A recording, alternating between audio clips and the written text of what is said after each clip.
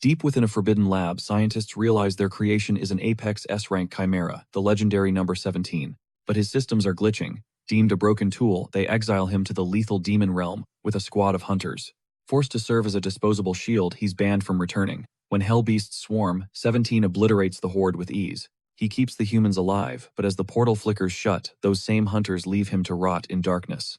Abandoned and dying, his suppressed humanity awakens. He remembers the truth. He was once an innocent orphan, snatched from his life. 500 monster strains twisted his DNA into a freakish hybrid.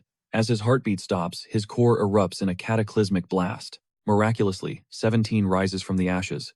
He isn't a monster anymore, he's human again. The sight of his hands leaves him speechless. Struggling to grasp this reality, he feels a familiar surge. Those monstrous cells, they're still pulsing with terrifying power inside his veins. He's no ordinary mortal. He realizes the scientists think he's dead, leaving him finally free from their cruel reach. His body has changed, and that cursed serial number has vanished. Cheon senses he cheated death through sheer miracle. It was the fire attribute monsters within him. As long as the core remains intact, this beast refuses to stay dead. He has 3 lives to burn. Yet legend says the phoenix's essence should never harmonize with a human vessel. This makes him a total anomaly. Cheon realizes every shackle and mental seal the lab placed on him has shattered. Their leash is broken. 17 is dead, so he decides to reclaim his destiny and live as a man. Eager for a fresh start, he searches for an identity. From this moment on, he is Cheon Dawoon. Vengeance crosses his mind, but he dismisses it. He doesn't even know whose blood should stain his hands yet. Still, he knows fate will bring his enemies to him. Glancing down, he notices a major problem. He's buck naked. Step 1 to being human, finding clothes. He begins his trek through the treacherous landscapes of this demon world. Stumbling upon a river, he spots a silver lining. Nearby lies the carcass of a massive avian beast. Poison took it down, but its skin is perfect. This creature's hide will make for a sturdy first outfit. Shifting his arm into a razor-sharp blade, he uses surgical lab training to expertly flay the monster. As the steel bites and a toxic stench erupts. Ignoring the lethally pungent odor, Cheon continues his grim work. Finally, the bird is stripped clean. He has his material, but the leather is far too rigid to wear.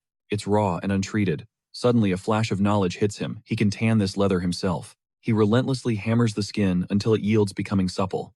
Cheon smirks, satisfied with his primitive crafting. He begins carving a design, unaware that the dead bird is twitching back to life right behind him. With raw strength, he rips the leather into a rugged caveman-style tunic fitting his new muscular frame. Traces of venom still linger in the fabric, but he's over it. He's too exhausted to care anymore. He shrugs it off, but a sudden weak chirp makes him spin around. What he sees leaves him stunned. The creature wasn't a corpse after all. Even weirder, the bird seems to be reacting to his every command. It actually understands him. Cheon is baffled, especially since the thing was a cold, lifeless body moments ago. Against all odds, it breathes. He realizes this must be an immortal-class monster, a beast that refuses the grave. The old number 17 would have crushed its skull. But this pathetic creature can barely lift its head. There's no point in senseless slaughter. Seeing himself in the survivor, he tells the bird to stay alive. He commands it to cherish this second chance just as he intends. Walking away into the mist, Cheon whispers, "Maybe our paths will cross again." With his wardrobe sorted, he turns his focus to the next essential. He needs a base of operations, a home. Dawoon begins scouting the dangerous terrain for a place to dwell. His first stop is a dank cave guarded by a massive centipede. This gloomy hole isn't his vibe. He rejects the cave, but not before decapitating the centipede for its insolence. He continues his wandering. Eventually, he hits the frozen peaks.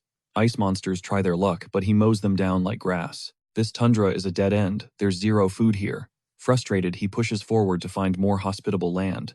After an exhausting search, he finds a hidden gem. A crystal-clear lake glimmers in a lush valley. Emerald hills protect the perimeter, and the water is teeming with fresh fish. It's a literal paradise. Food is plentiful, and the scenery is top tier. This spot has everything he needs to start over. No more searching required. Cheon has finally found the perfect foundation for his new life. Deep within the demon realm, a mechanical chimera stands alone. Cheon claims his territory, deciding to build a sanctuary right here. He spots the perfect lot and morphs his arm into lethal, razor-sharp blades. One swift strike mows down timber, stacking them with mechanical precision. Laying the foundation, he spots uneven terrain and immediately starts leveling the earth. He won't settle for anything less than a perfect base. Once the ground is flat, he hauls massive logs, hammering them deep into the four corners. The skeleton of his new home begins to rise. These massive posts anchor the structure. Next, he meticulously lays down floor planks and constructs the surrounding walls. With no nails in sight, he harvests slime from snail-type monsters. Surprisingly, this gooey substance hardens into a super strong permanent adhesive. He wonders if this monster glue can actually withstand the rain. Time for the final aesthetic upgrades. He applies shimmering cocoon silk for a premium finish. Cheon admires his handiwork, yet a strange sense of emptiness lingers. He brainstorms what makes a house a home, a lush garden, a loyal dog to guard the porch. Raising a puppy in this hellscape is a hard pass. He pivots to a more practical plan. A vegetable garden is the move, but finding seeds that actually survive in demonic soil is a nightmare. Then inspiration strikes as he looks toward the nearby frozen peaks looming over the horizon. That's where the mandragoras thrive. Cheon wastes no time sprinting toward the icy habitat of these legendary plants. The air here is heavy with raw demonic power. The biting frost triggers a dark memory of his childhood kidnapping. They dragged him to a lab for hellish experiments. But honestly, being a chimera definitely has its ultimate flexes. Immune to freezing temperatures and never feeling the pangs of hunger, not a bad trade-off. Suddenly, he spots the mandragora patch. These things are legendary for being incredibly stress-sensitive divas. Think of them like sunfish. The tiniest change in their environment could literally end them instantly. To successfully transplant them, he targets the younger ones. Their youthful resilience makes them much easier to move. He carefully unearths the roots while bracing for impact. Everyone knows a disturbed mandragora lets out a soul-shattering shriek. He yanks one out, but nothing. Total silence. Figuring it is just a fluke, he tries his luck with a second one. Same result. These mandragoras are literally just vibing, enjoying a peaceful nap. He starts pulling them out by the dozen. Not a single peep. It turns out that infamous death scream only happens when they are raised in artificial labs. Human-reared plants lack proper demonic energy, leaving them constantly stressed. That is why they scream like banshees when touched. Forceful harvesting usually triggers a lethal scream that kills the plant instantly. But here in the demon realm, these mandragoras are chill as can be. Still, Cheon is baffled. Why aren't they trying to make a break for it?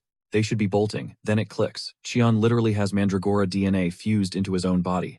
To them, he is just one of the pack. This one-of-us energy makes his job way easier and stress-free. He is already dreaming of mandragora tea and crunchy snacks. His garden is about to be top tier. But there is a catch. Stealing their fruit turns them toxic. Cheon realizes he needs a different strategy. He has to earn their trust first. Suddenly, his sensors pick up human heat signatures lurking nearby. Curiosity piqued, he investigates. What are mere humans doing in such a treacherous frozen death trap?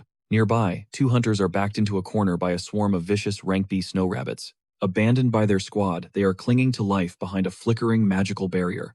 It is their last line of defense. The shield is cracking. In their final moments, they start regretting ever choosing the hunter life. Out of all the jobs in the world, just as death closes and a massive presence drops from the sky, the impact tremors shake the ground. Both the hunters and the monsters freeze in their tracks. As the dust settles, a silhouette emerges from the carnage. It is him, our main character has arrived. Cheon sizes up the situation, but the second those killer bunnies lock eyes with him, his overwhelming aura sends them into a frenzy. The horde vanishes instantly. The hunters are left speechless. Rank B monsters fled just from his vibe. The survivors stammer out their gratitude for the miracle. They offer their names and Cheon reciprocates. However, the hunters exchange a look of pure confusion. That is definitely not a name they have heard before. Cheon cuts to the chase. Why risk the demon realm? They are clearly low tier, so what is the motive? The duo admits it was all for the bag. A high-paying quest to capture a live chimera was too tempting to ignore. But the moment they say chimera, Cheon bristles, suspecting they're trash-talking him. But then the hunters drop a crucial detail. A mechanical chimera has broken out of some high-tech lab. Since Cheon is purely biological, he's safe. He realizes he has zero reasons to stress. His goal, snag a gate crystal and head home. Cheon grills the duo about their gear, assuming they're carrying some crystals. Then the hunters reveal that the traitors who ditched them made off with every single piece of their equipment. They ask if Cheon's heading back to the human world. They're hitting their absolute limit soon. Normal humans can't survive the demonic energy here. It's lethal, but Cheon, he's totally immune. Desperate, the hunters beg for a miracle. Suddenly, Cheon locks onto the traitor's location and takes flight. He rockets toward the traitors, leaving the duo shook as their only savior vanishes into thin air. Elsewhere, the betrayers have the chimera cornered. Just as they close in for the final kill, the beast enters a savage battle mode, roaring with zero fear. Cheon finally arrives at the scene, but the chimera is gone. All that remains are bloodstains and discarded gear. Weirdly enough, he finds a child's footprint mixed with monster tracks. This thing was shapeshifting during the fight. Being made of liquid metal allows it to mimic any form. However, the materials are incredibly rare, so it's kept small, roughly the size of a kid or a dog. Cheon is low-key impressed. This little monster actually wiped out 5 B-rank hunters solo. Meanwhile, the other two are fading. One even has a baby on the way. They're bracing for the end when Xian suddenly reappears. He's hauling their stolen gear on his back. They plead for help, and though he almost leaves, he realizes they have no gate crystals left. One hunter, desperation, pulls out 2 million won in cash. He's ready to drop the bag just to buy a few stones and survive the trip home. It's clear they're goners if they don't exit the demon realm immediately. Xian is actually stunned by the insane amount of money offered for a simple gate stone he doesn't even need. Still, he takes the cash. It might come in handy when he finally visits the human world. Xian rips open a gate for them. The hunter bows deeply, swearing he'll never forget this favor. He grabs his exhausted comrade so they can finally escape. Xian notes that prices have really spiked. Gate stones used to be 200,000, but the hunter explains that the market has changed. The hunter wonders why Xian cares, and Xian admits he feels a tiny bit guilty for overcharging. To balance the scales, he decides to help.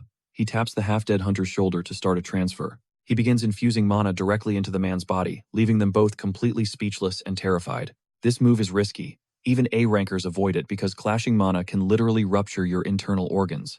They assumed Xian would fail and kill them, but to their shock, he pulls it off perfectly. He purified every drop of demonic energy. The hunters share a tearful hug, barely believing they're alive. With the job done, Xian prepares to head out. The duo can only stare in absolute awe. They wonder just how monstrous Xian's power level is to make such a dangerous feat look easy. Once they're gone, Xian returns to his crib, feeling satisfied with his successful little field trip. He notices his mandragoras are finally awake and decides it's officially time to get them planted. He finds a nice spot in the dirt, but the little plants seem low-key depressed and moody. Wondering what's wrong, Xian tries feeding them a bit of his mana to boost their spirits. It works like a charm. Their mood flips instantly, and Xian breathes a sigh of total relief. Little does he know the mechanical chimera is lurking in the shadows, watching his every single move. Xian senses its presence but waits. He won't act until the creature decides to show its face. Back inside, he dumps his loot, a burner, 8 gate stones, fresh clothes, and sleeping bags. It's a perfect haul. He even finds some ramen which he hasn't tasted since the orphanage days. Starving, he decides to cook. He follows the pack instructions, grabs a pot, and heads outside. Suddenly, a fish leaps out of the water to attack. Looks like he's getting extra protein for dinner. To prep the ramen, he pulverizes the noodles and shoves a whole fish into the boiling pot. Scouring the wilds, he tosses in eggs and herbs to act as makeshift seasoning. Hidden nearby, the mechanical chimera watches the chef, its robotic gut rumbling for a taste. Chon cranks up the heat, but the resulting stench is so foul it nearly chokes the mandragoras. Even though the smell is straight-up biohazard status, the mechanical beast is oddly obsessed. Desperate to feast, it concocts a high IQ plan and morphs into a cute dog. It learned that humans are suckers for canines, especially those acting all hurt and helpless. It trots up to Chon, but the warrior immediately senses the machine hiding under that fur. Chon scans the creature and realizes this chimera is basically a toddler still learning the ropes. He wonders how this thing escaped a lab just to end up wandering the demon realm. Since it seems chill, he offers the creature a bowl of his absolutely cursed-looking ramen. As they eat, nostalgia hits Chon, reminding him of slurping noodles back at the orphanage. Once the feast ends, Cheon bluntly tells the chimera it's free to get lost. As he starts cleaning, the dog turns to leave but suddenly hesitates in its tracks. As it retreats, Cheon mockingly reminds it that it was supposed to be limping on its left. Panic mode engaged. Realizing the ruse failed, the chimera clumsily switches its limp to the other leg. It scurries off, and shortly after, Cheon decides it's finally time to tackle some laundry. He scavenged these clothes from hunters, knowing he can't rock stiff leather for the rest of eternity. Determined not to live like a total caveman, he lays a shirt on a rock for scrubbing. He decides to stick to the basic laundry vibes he's known since he was a kid. He brings down a wooden stick for a gentle tap, but his insane power shatters the boulder. Cheon is hit with a wave of frustration sometimes. Being this overpowered is a massive L. He's glad he has one spare shirt left, but then he spots the chimera lingering nearby. The mechanical beast is still low-key stalking him, even if it's too shy to make contact. It's constantly shifting disguises to blend in, keeping a robotic eye on his every move. Observing its clumsy behavior, Chon realizes the chimera is technically less than 5 years old. Its speech is super glitchy, which makes sense given its knowledge was forcibly downloaded into its brain. After a literal battle with his own strength, he finally manages to get the shirt clean. But there's a catch. Once it's washed, he realizes the shirt is way too small for him. Refusing to admit defeat, he decides to hang it up like a trophy of his domestic skills. Next on the to-do list, heading out to check on his precious crop of mandragoras. The moment he leaves, the chimera snatches the tiny shirt and immediately puts it on. Mimicking human behavior, the creature proudly declares that this drip is now. To slay the look, it shifts into a girl with gorgeous flowing hair. Examining the mandragoras, Cheon senses something is seriously wrong. The foliage is already withering, while the roots are turning bone dry. Cheon's baffled since he'd meticulously cleared every weed from this soil. Digging down, he finds parasites literally sucking the life from his plants. He blames his own negligence for nearly letting the entire crop perish. He calculates that a massive house-sized garden is the only solution. Right as he begins, the chimera suddenly appears to say hello. Cheon is stunned. The chimera is now a girl, and actually speaking. She gestures toward the building, asking if it's his. He says yes. When she asks if he's a local, Cheon decides to troll her. He claims he's a native, hearing her boast about the coconut tribe. He mentions the clothes are his, but she insists they're tribal. He just lets it go. Cheon questions her presence in the territory. With a heavy heart, she reveals her exile from the tribe, pleading for a desperate favor. The young girl gazes up, begging Cheon to let her stay under his roof as her new sanctuary. Playing dumb, Cheon probes her intentions. She admits his home feels like the only safe haven left in this world. Realizing she is truly homeless, Cheon relents. However, he warns that she must prove her utility to earn her keep. Eager to please, she asks for a task. Cheon points to the barren earth, ordering her to till the fields. He envisions a fresh garden for his mandragoras. Without hesitation, she snatches the tool, radiating pure confidence in her skills. Boasting monstrous power, she pulverizes the soil instantly. Cheon stands frozen, stunned by her lack of restraint in revealing her strength. She flaunts her raw power without a second thought. Cheon realizes this girl has never known the life of a typical child. Normalcy is a foreign concept to her. Suddenly, Cheon catches her off guard, asking for her name. Stunned, she realizes she lacks an identity. In that moment, she resolves to forge a brand new name for herself. Inspired by the nearby blossoms, she proudly claims the name Kim Nari. Cheon instantly deciphers her simple logic behind the choice. Choosing not to nitpick, Cheon lets it slide. As she completes the garden, he expertly constructs a sturdy stone perimeter. He relocates the mandragoras who thrive in their new home, but Cheon notices Nari silently weeping in the corner. He questions her sorrow. Sobbing, she confesses that the mandragoras remind her of the companions she left behind. Cheon is floored. He never imagined the laboratory would permit their experiments to develop social bonds or empathy. A chilling aura suddenly pierces the atmosphere. Cheon quickly deduces that a brutal monster skirmish is erupting nearby. Nari recalls spotting a tiny chick-like creature. Sensing the shifting energy, she realizes the little monster is currently under siege. Cheon remains indifferent, but Nari's visible distress catches him off guard. Against all odds, she begs him to rescue the beast. Her desire to help battles the rigid programming etched into her brain. She struggles to voice her compassion through mental chains. Stripped of her autonomy, she is a puppet, yet Cheon relents. He suggests the chick might actually pull through with their help. Hope ignites a spark. At his word, Nari explodes into a sprint toward the site of the violent confrontation. Vicious scavengers are swarming the helpless chick. Boiling with rage, Nari strikes, screaming at the bullies to back off. Flashback: Nari was once the target of her peers' cruelty in the lab, all because of her unwavering diligence. Her perfect obedience made her a target for the mob. They battered her relentlessly, forging her deep-seated hatred for all bullies. Consumed by past trauma, she dismantles the monsters with zero mercy. Meanwhile, Cheon remains calm, tending to his precious garden. Nari reappears, cradling a limp white chick. The creature has fallen unconscious after enduring a brutal one-sided assault. Cheon prepares to give instructions, but he stops cold. The tiny bird looks hauntingly familiar to him. Nari breaks down, pleading for the bird's life. Softening, Cheon steps in and places his palm over the tiny creature. Sensing no lethal wounds, he channels pure mana into its body. During the process, a startling revelation clicks in his mind. He realizes this chick is actually the legendary immortal beast whose hide he had harvested before. Baffled, Cheon wonders how such a titan shrank. He surmises its regeneration process must be far more complex than usual. Once the mana transfer concludes, Nari anxiously asks if the creature will succumb to its injuries. Cheon explains it is merely starving. Its miniature form left it too weak to find proper sustenance. He comforts the girl, promising a full recovery, now that its mana reserves have been replenished by him. Terrified of losing her new friend, Nari begs for permission to raise the monster as her own companion. She vows to train and nourish it faithfully. Cheon warns her that this tiny chick will eventually grow into a colossus. Its future size doesn't scare her. She naively promises to keep its growth in check by only feeding it tiny portions. Exhausted by the debate, Cheon yields. He grants her permission to act as the bird's guardian for now. He figures having a legendary beast as a yard dog might actually serve as a decent temporary security measure. The bird's eyes snap open instantly, recognizing its former conqueror. Nari, meanwhile, erupts into a celebratory dance of joy. The creature glares warily at the powerhouse standing before it. Internally, the legendary beast feels a surge of sheer humiliation. It is utterly revolted by the fact that a mere human child is manhandling its once mighty body. It questions how a child could survive this hellscape. While Nari hears cute cooing, Cheon hears something much darker. To Cheon, the bird is shrieking in pure terror. He's stunned to realize he can actually comprehend the beast's thoughts. Overjoyed with her new pet, Nari immediately begins its first bath.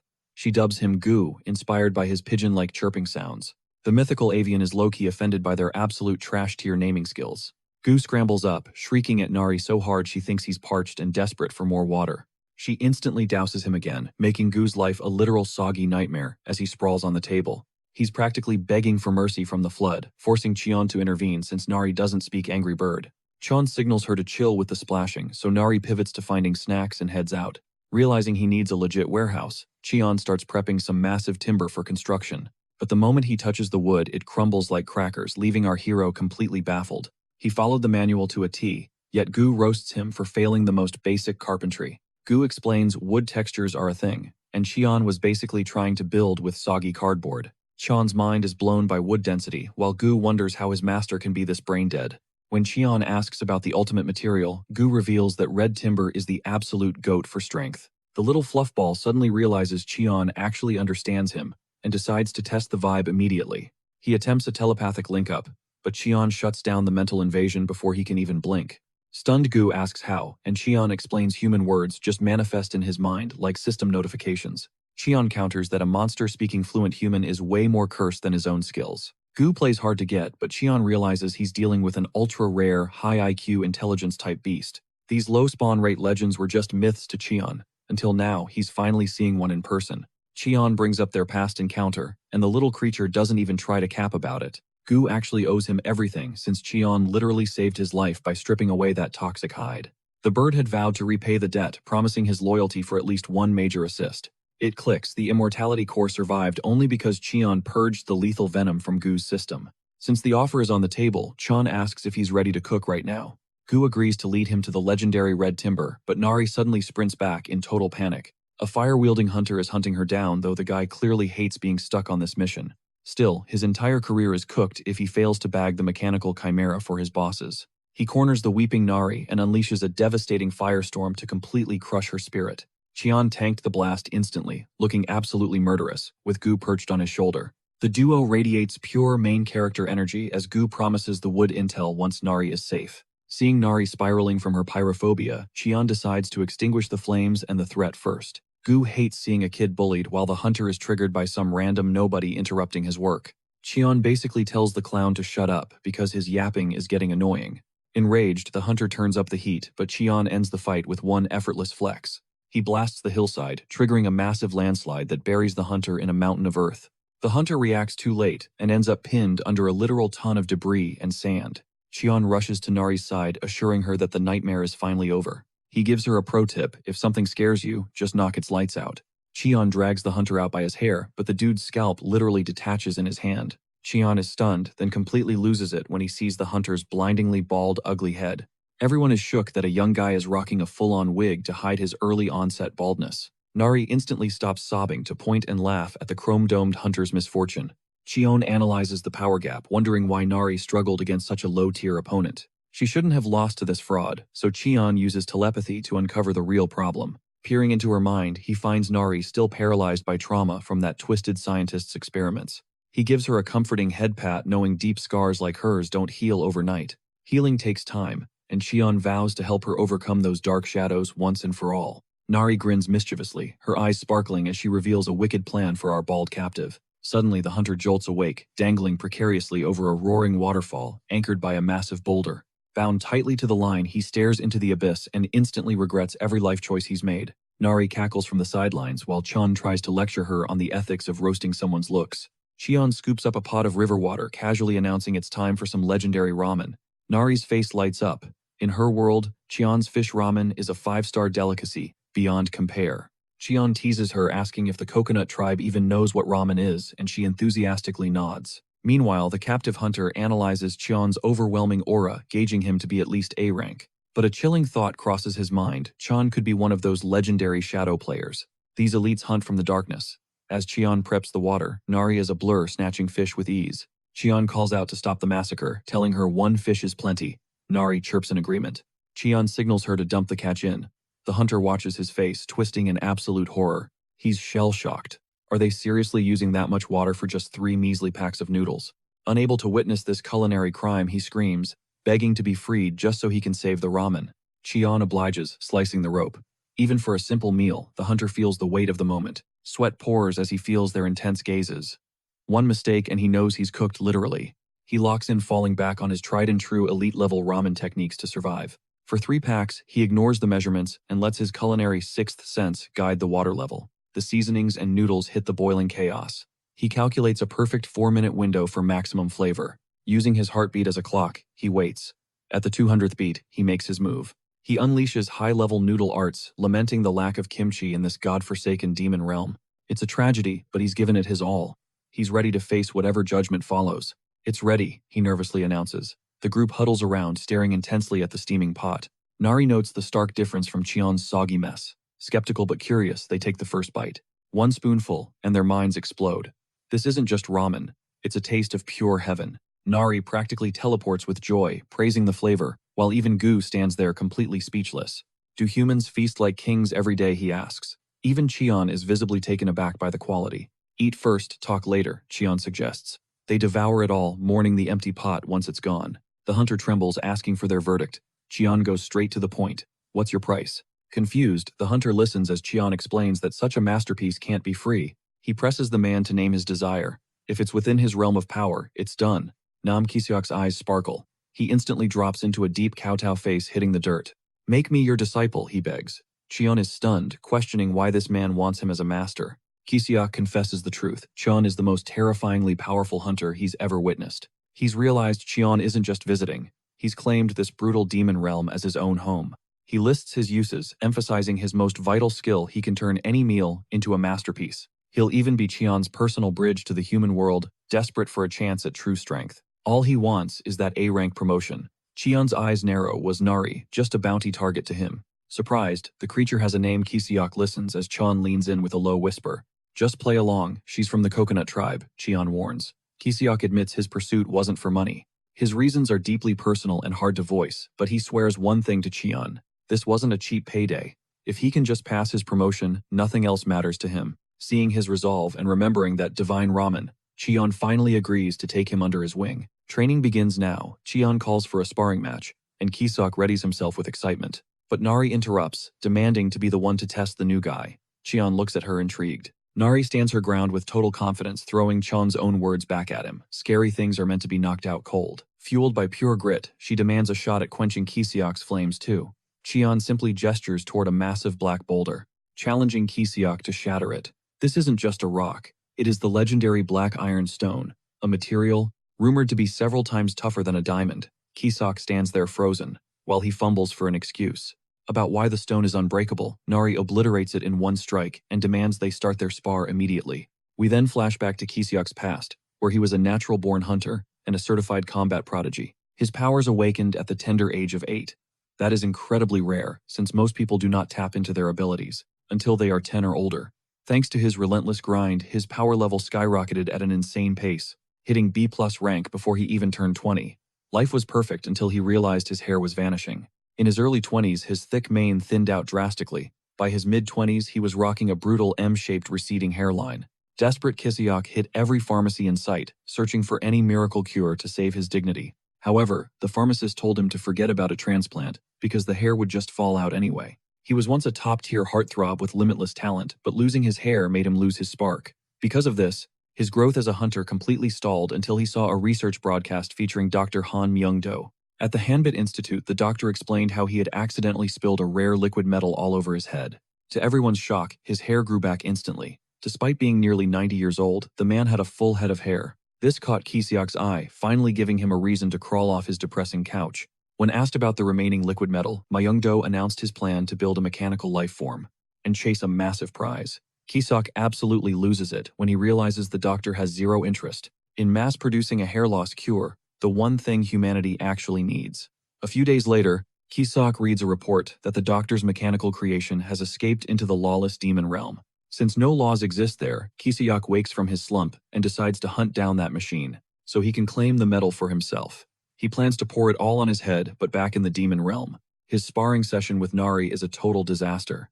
Kiseok is getting absolutely cooked, unable to land even a single hit. Cheon watches with clear disappointment, but Kiseok is no quitter. he refuses to give up. He promises his master that he'll show him real results soon. Meanwhile, Cheon finishes the storage cabinet, utilizing the redwood tip he received from Gu. Even Gu is impressed by the craftsmanship, telling Cheon that this piece is built to last for centuries. As the others work, Kisuk is deep in the trenches of his training. Even though Nari is wrecking him, he doesn't feel any shame. Instead, he feels a strange sense of liberation. He believes this freedom comes from finally ditching his wig. Gu is impressed by Kisuk's fire control, but he's low-key disappointed he's losing to a kid. Cheon reminds him that Nari is no ordinary child. Driven by pure stubbornness, Kisuk demands another round. This time he goes on the offensive. By shaping his flames into a razor-sharp blade, he finally scores a hit, but Nari simply liquefies her body, leaving Kisuk in total shock. That split second of awe leaves him wide open for a counterattack. Nari snaps back into human form and delivers a kick so powerful, it sends him crashing into a nearby hillside. Nari proudly declares that fire doesn't scare her anymore, giving all the credit to Cheon's training. Lying in the dirt, Kisuk wonders if he has truly hit his ceiling as a B-rank hunter with nothing left to show. But Kisuk's greatest trait is his refusal to stay down. He drags himself up, his eyes burning with excitement. He begs Nari for another round, but a sudden nosebleed stops him. Cheon steps in and asks him exactly how long he has been surviving in the demon realm. Kisuk admits it has been 9 days, and Cheon warns him to return to the human realm immediately. At his current rank, staying any longer will literally kill him. Kisuk reluctantly agrees, even though he is hungry for more growth. That is when Cheon drops a bombshell, telling him he has the potential to become an A-rank hunter if he keeps grinding. Kisuk is floored by the news, mostly because he has failed the A-rank exam for 6 years straight. There is a common saying that if you cannot pass the same rank exam within 3 years, the guy is a total write-off. To fail 6 times in a row, that is some legendary level incompetence. Cheon drops some hope though. Since Kisue's mana hole is still raw, there's a chance. He just needs to purge that demonic filth once he's back. Kisue's hyped, now thanking the master for the life-changing tip. He swears he's going to give this mission everything he's got. As he gears up to head out, Kisue checks if Cheon needs any supplies from the outside world. He can see the man is literally living on air since the ramen stash is bone dry. Cheon only asks for noodles while Nari waves him off. Kisue throws a parting jab at Nari, telling her to keep grinding because he's taking the win in their next scrap. He scans the room for his missing wig, but Cheon just shrugs. With nothing left to do, he finally hits the road. Once the dust settles, Gu gets real. He warns Cheon that Kisue might just be a snake waiting to strike. Cheon just smirks. He's already read the guy's mind. Kisue isn't playing his hunger. To become a powerhouse is the real deal. Besides, Cheon actually vibes with that kind of raw sincerity. Nari chimes in, wondering if Cheon actually understands Gu's barks. He just nods, and leads her inside to flex the cabinet he just finished. He's proud of the craft, but Nari points out it's like a dark cave in there. Cheon agrees it's time to let the sun in. With a flick of his power, he carves out window frames like they're nothing. Nari is absolutely loving the new aesthetic. Since Nari thrives in the light, Cheon realizes they need a way to kill the shadows once the sun goes down. He mentions glowstones, mythical rocks that radiate a brilliant light even in the dead of night. Gu's skeptical, asking if Cheon even knows where to hunt for those things. Cheon is already 10 steps ahead. They're hidden deep in the volcanic lands, a literal death trap that most hunters wouldn't dare touch. Turns out that Hellscape is Gu's old stomping grounds. But as he says it, his mood totally bottoms out. Cheon is thrown off. Usually going home is a win, right? But Gu looks like he's walking into a nightmare. Nari asks what's up with the dog, and Cheon just keeps it simple for her. He reveals Gu is dealing with some heavy baggage. Since the volcano is a suicide mission, Cheon offers to solo it. Nari is having none of it.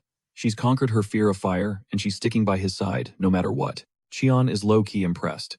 The girl managed to level up her mental game faster than he expected. He asks Gu one last time. Reluctantly, the beast agrees he's got some unfinished business and scores to settle back home. It's a go. Cheon promises to forge some specialized gear to keep Gu from getting fried in the heat. Meanwhile, those pesky mandragoras are playing keep-away with Kisue's stolen wig. But the real problem is the volcano, where ash shreds skin like glass. One breath of that thick demonic energy or toxic gas will drop a man instantly. It's basically a forbidden zone that humanity has completely written off as a lost cause. But the second the squad arrives, Nari is literally vibe-checking the flames. Gu is baffled by her weird energy. He figures it's her robot side talking, but he's more curious about Cheon. Cheon just calls himself a chimera hunter.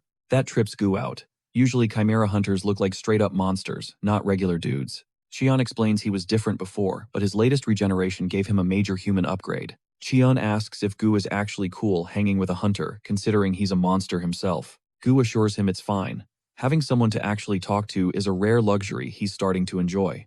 Their bromance gets interrupted by Nari, who's salty she can't understand Gu's growls like Cheon can. Cheon tells her they were just talking origins. Nari immediately claims she's a local, but Gu knows she's capping. They trek deeper into the boiling wasteland, moving through the suffocating heat to find the prize. Cheon figures the glowstones are near the lava vents. Finally, they hit the summit and spot them glowing ahead. But wait, they spot a male fire toad in the distance and the poor guy is absolutely wailing in pain. It's a tragedy. His partner is lying dead right in front of him, which is why he's losing it. She was transporting their future generation when she went down. Gu explains that without her the eggs are as good as toasted. The crater's heat is way too intense for the little ones to survive without protection. Nari's heart breaks for the toad, so Cheon decides to step in. He launches himself toward the grieving beast. Gu screams a warning that Toad is in a blind grieving rage and will kill anything that moves. The Toad unleashes a massive blast of fire, but Cheon just blocks it with a single finger before closing the distance. Cheon lands a light tap on its head. That single touch delivered a lethal dose of paralyzing toxin. The beast freezes instantly, its body locking up. But Cheon knows this is only temporary. The dosage was low, meaning it will regain consciousness soon. Plus, there is another factor at play. Fire toads shrug off toxins like a minor annoyance. Up high, Nari shouts down, checking if he is okay. Cheon waves her off, revealing his body is packed with fire toad cells. He then suggests a plan. While the fallen toad is beyond help, the survivor still has a fighting chance at life. He carefully piles the eggs onto the male's back, strapping them down tight so they stay put. As the paralysis fades, the male toad snaps awake, totally blindsided by the weight on its back. Finding the eggs safe, it limps over to its fallen mate for one final tragic farewell. It prepares for a massive leap into the distance, but pauses for a fleeting moment to look back. It locks eyes with Nari, a silent thank you hanging in the air. With that business concluded, Cheon signals Nari to descend for the stone harvest. She dives in, eager to claim the prize. As she snatches stones from the pit, Cheon warns her that one slip could crush her toes. Nari just laughs it off, bragging that these rocks are light work. Meanwhile, Gu is struggling hard. The little guy is huffing and puffing, cursing his tiny stature. Cheon tells him to take a breather. Cheon handles the heavy lifting, while Gu runs his errands. He suspects Gu actually brought gifts. Gu scoffs, claiming monsters do not do friends. He insists he is not even looking for a reunion. He just wants to drop the loot and bounce. Cheon smiles, seeing that Gu secretly misses his pack. That emotional depth proves Gu is a high-tier intellect. Of course, Gu keeps acting like he does not care. Deep down, he regrets ghosting them. Cheon gets curious and asks why he ever left his kind. Gu explains that gaining a high IQ was a double-edged sword, bringing both power and pain. This crushing loneliness would not exist if he had stayed a mindless beast. Knowing more meant hurting more. Mastering language made him an outcast among his own. Being better just meant being alone, so he walked away. His pack has not even noticed he is gone, but he holds no grudges. They lack the capacity to care. While hauling the stones, Nari's foot catches on something strange. She unearths a mysterious monster egg. She is clueless about its origin, but there is a problem. A hairline fracture appeared when Gu nearly wiped out and fumbled his heavy load. Cheon grows concerned. If the shell is compromised, the hatchling might not develop the strength to emerge. To survive, it must break free on its own. Worried Nari suggests they intervene and take it. She wants to save it from the volcanic heat. Gu protests. Who knows what monster is inside? It could be a nightmare in a shell. But Cheon is already cooking up a genius plan. He knows the ideal spot for a nest, plus his curiosity about the creature is peaking. After weighing the risks, Cheon makes the call. The egg is coming home with them. Gu stays stubborn, warning them that this unknown specimen is nothing but bad news. Cheon plays the guilt card, reminding Gu that he is the one who cracked the shell. Gu takes the L, but warns that Nari might pay the price for this reckless choice. Cheon just smirks, assuring him that no monster is a threat, while he is on guard. Trusting Cheon's power, Gu finally caves. With the decision made, it is back to work. Since the egg is officially a stowaway, Cheon orders everyone to finish the stone harvest. Back at base, they find Kisyak already waiting. Cheon is shocked the guy made record time. Kisyak plays the loyal helper, offering to haul the gear. Cheon hands it over to test him. The moment the bag hits Kisyak's hands, he collapses like it is made of pure lead. Cheon spots the bruises on Kisyak's face and demands to know who worked him over. Gu's peace offering turned out to be ramen packs. Cheon realizes Kisyak took a serious beating. It is wild seeing Kisyak bullied, but the guy just jokes that Nari hits harder. Cheon cannot believe his weird pride. Kisyak flees to the kitchen to dodge more questions. Later, Nari catches Cheon carving the stones and he reveals he is crafting a custom lamp. Cheon promises Nari that mounting these glowstones to the ceiling will totally transform the place. Nari is low-key impressed, praising Cheon for his big brain energy and detailed explanations. She senses a kind soul in him just like her dad. Cheon seizes the moment, poking for more info. specifically her dad from the coconut tribe. Nari quickly nods along to keep the vibe going. Chaos erupts as Gu throws hands with the mandragoras for trespassing on his turf.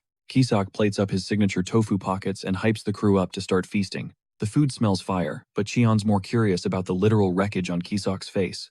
Kisak admits he hit up the Hunter Association for a promotion only to clash with some A-ranks. They clowned him for failing 7 years straight, sparking a brawl. But before he can even finish, the squad has already cleared their plates. Apparently, those hunters called him a pathetic hanger-on. Labeling him a certified loser, they attacked his hairline, and Kisak totally took the bait. After the scrap, Cheon bluntly asks if he's actually bald or just rocking the clean-shaven look. Turns out his receding hairline is a medical enigma. Cheon pivots asking when the next exam drops. 90 days. That's the deadline. With the clock ticking, Cheon decides it is time for a level up. He proposes an intense training arc. Kisak is down for whatever swearing, total loyalty to the grind. He is ready for anything, but Cheon's first order leaves him absolutely stunned. Step 1. Doing Nari's dishes. While Kisak is busy sobbing over the suds, Cheon adds more. He orders him to scrub the volcanic ash off the remaining glowstones. Kisak is visibly shook. He stammers, reminding Cheon they were supposed to be training. Cheon's response is cold as ice. Ignore it then if you are cool with being trash forever. With that, he turns his back. He invites Nari on a post-meal fishing trip. While she is hyped, Kisak is left having an epiphany. He realizes there must be a method to this madness. He stops whining and gets to work. He did not grind to B-class by being a quitter. Naturally, he starts gassing himself up immediately. Flexing his own amazing traits, he rushes to join the duo down by the riverbank. As they fish, Kisak struggles with the chores, while aquatic life gives him a hard time. His specific power set is trash against sea creatures. Cheon looks at him with pure disappointment. He insists Kisak's mana is useful, ordering a shield. Kisak claims he has been trying that for years. It never works. Cheon suddenly shoves a glowstone into his hands, catching him totally off guard. The stone slips right through his grip. In that instant, the harsh reality finally clicks. This stone is pure demonic energy, and his strength is failing against it. Cheon nods in agreement. These stones pack raw, unrefined demonic power straight from the abyss. It is the real deal. To handle this chaos, Cheon explains he must use refined mana to repel the darkness. Kisak has massive mana reserves, but he has got zero skill when it comes to controlling them. Cheon strikes a pressure point on his chest, asking if he feels the new circuit opening. Suddenly, mana surges like a tidal wave. Cheon commands him to ride the flow of that path. With the gates open, Cheon tells him to focus every ounce of energy on lifting the stone. Kisak grinds his teeth, fighting the weight until the glowstone finally hovers in his grasp. It hits him the chores were not just busy work, they were a genius setup for this breakthrough. Seeing the hype, Cheon tells him to keep that mana flowing while he finishes those dishes. Fully energized, Kisak vows to tackle any insane challenge Cheon throws his way. Kisak's sheer willpower is impressive. Deep down, Cheon knew the guy had what it takes. That night, the glowstone illuminates the room like a mystical lamp while the crew drifts off. Gu is wide awake, clutching his egg since he has already burned through his sleep cycle. Suddenly, Nari bolts upright like a total zombie and begins shuffling straight out the door. Turns out she is just sleepwalking to wash her dirty laundry. Man, this girl is dedicated. Gu watches from the shadows, puzzled why the girl is scrubbing laundry in the dead of night. He figures she's out of options and low on gear. Suddenly, Nari emerges from the moonlit water. She's vibing over her clean clothes when Cheon suddenly kills the mood by stepping out. Faking a casual vibe, Cheon claims he's just out for a midnight stroll with Gu. He flips the question on her, then commands Nari to stay perfectly still. He snaps a belt and flower onto her waist. Nari's obsessed with the new drip. A creepy sound echoes from the woods, spooking Nari, but Cheon keeps her grounded. It's just a bug, so they head back while Cheon asks what else she needs. When he mentions shoes, Nari insists she's already winning with the gifts he gave her. Later, Cheon exits the demon realm, looking sharp but rocking zero footwear. He's on a mission to get Nari's outfit ready despite looking like a total madman to locals. Nari's stuck in the demon realm due to a tracker and deep-seated trauma. Cheon never imagined he'd return to humanity just to buy toddler clothes. As he hunts for a shop, a street-smart kid approaches him with a smirk. For 10,000 won, the kid offers a guide spotting Cheon's total lost tourist energy. Cheon's down to pay but drops a bombshell on the local kid. He only has massive bills. The kid's not buying the no-change excuse. He assumes Cheon's a broke rookie who got fleeced, yet leads the way regardless. Sensing money, the kid introduces himself as Oh Bang-soo while they navigate the streets. Cheon spots the police presence and assumes this rough neighborhood is finally chilling out. Bang-soo calls Cheon out for being a brand new awakened hunter. Seeing him gearless, Bang-soo figures Cheon got jumped by some high-level thugs. He drops some wisdom and Cheon's low-key impressed by the kid's maturity. The kid snaps back that he's 17 before they spot trouble ahead. Bangsu warns him to ghost this district. It's the most savage slum around. The space gang has expanded their grip here, and even the cops stay away. They're in District 12, making Xian panic about his old orphanage in 13. Inside a dusty shop, the owner is regretting her life choices in this neighborhood. She's ready to close shop forever when Xian suddenly darkens her doorstep. After some chaotic banter, Bangsu announces Xian is there for a major glow-up. Park snaps sick of Bangsu dragging broke hunters into her failing store. She's already judged Xian's dusty fit as a sign of zero cash flow. She only tolerated these pity cases because they reminded her of her late brother. Park vents that her kindness is literally nuking her bank account. While they bicker like an old couple, Xian starts browsing the racks. He interrupts the drama by flashing a 10 million won bill. The vibe shifts instantly. Park goes full professional, while Bangsu serves snacks. Now it's a sales pitch frenzy as Park pushes every piece of inventory. Xian needs a full wardrobe for a little girl and himself. Park's hyped. She dives into the back to bring out the absolute best drip she has. Xian practically buys the whole store, leaving Park wishing every day was like this. She offers shipping, but Xian decides to flex and carry it all himself. He tips Bangsu 100,000 won, then asks for one more favor. Outside, a stunned Bangsu guides Xian to a secluded inn as requested. He promises it's a ghost spot, where nobody will bother him before disappearing. With a precinct nearby and a kind-hearted owner, the spot was perfect. Xian didn't hesitate and marched right inside. He ordered Bongsuk to stay put. Left alone on the sidewalk, the kid couldn't stop replaying the boutique scene in his head. Red flags were waving. Why would this total stranger drop 100,000 won and a fresh wardrobe on a random kid? Bongsuk feared he was being groomed for a kidnapping. His survival instincts kicked in. Should he bolt now or risk staying? Yet a small part of him wondered if Xian was actually legit. Could this mysterious man truly be a saint? Xian emerged, confirming the shopkeeper was a real one. Then, without warning, he pressed a cold metal key into Bongsuk's palm. I know you're roughing it, Xian noted calmly. He hadn't just found a room. He'd covered an entire year's rent up front. The shelter was secured, and the meals were already tabbed. Xian's only demand, don't you dare skip a single meal, kid. With the arrangement settled, Xian prepared to vanish. But as he reached for the gateway back to his realm, Bongsuk finally cracked. He had to know the catch.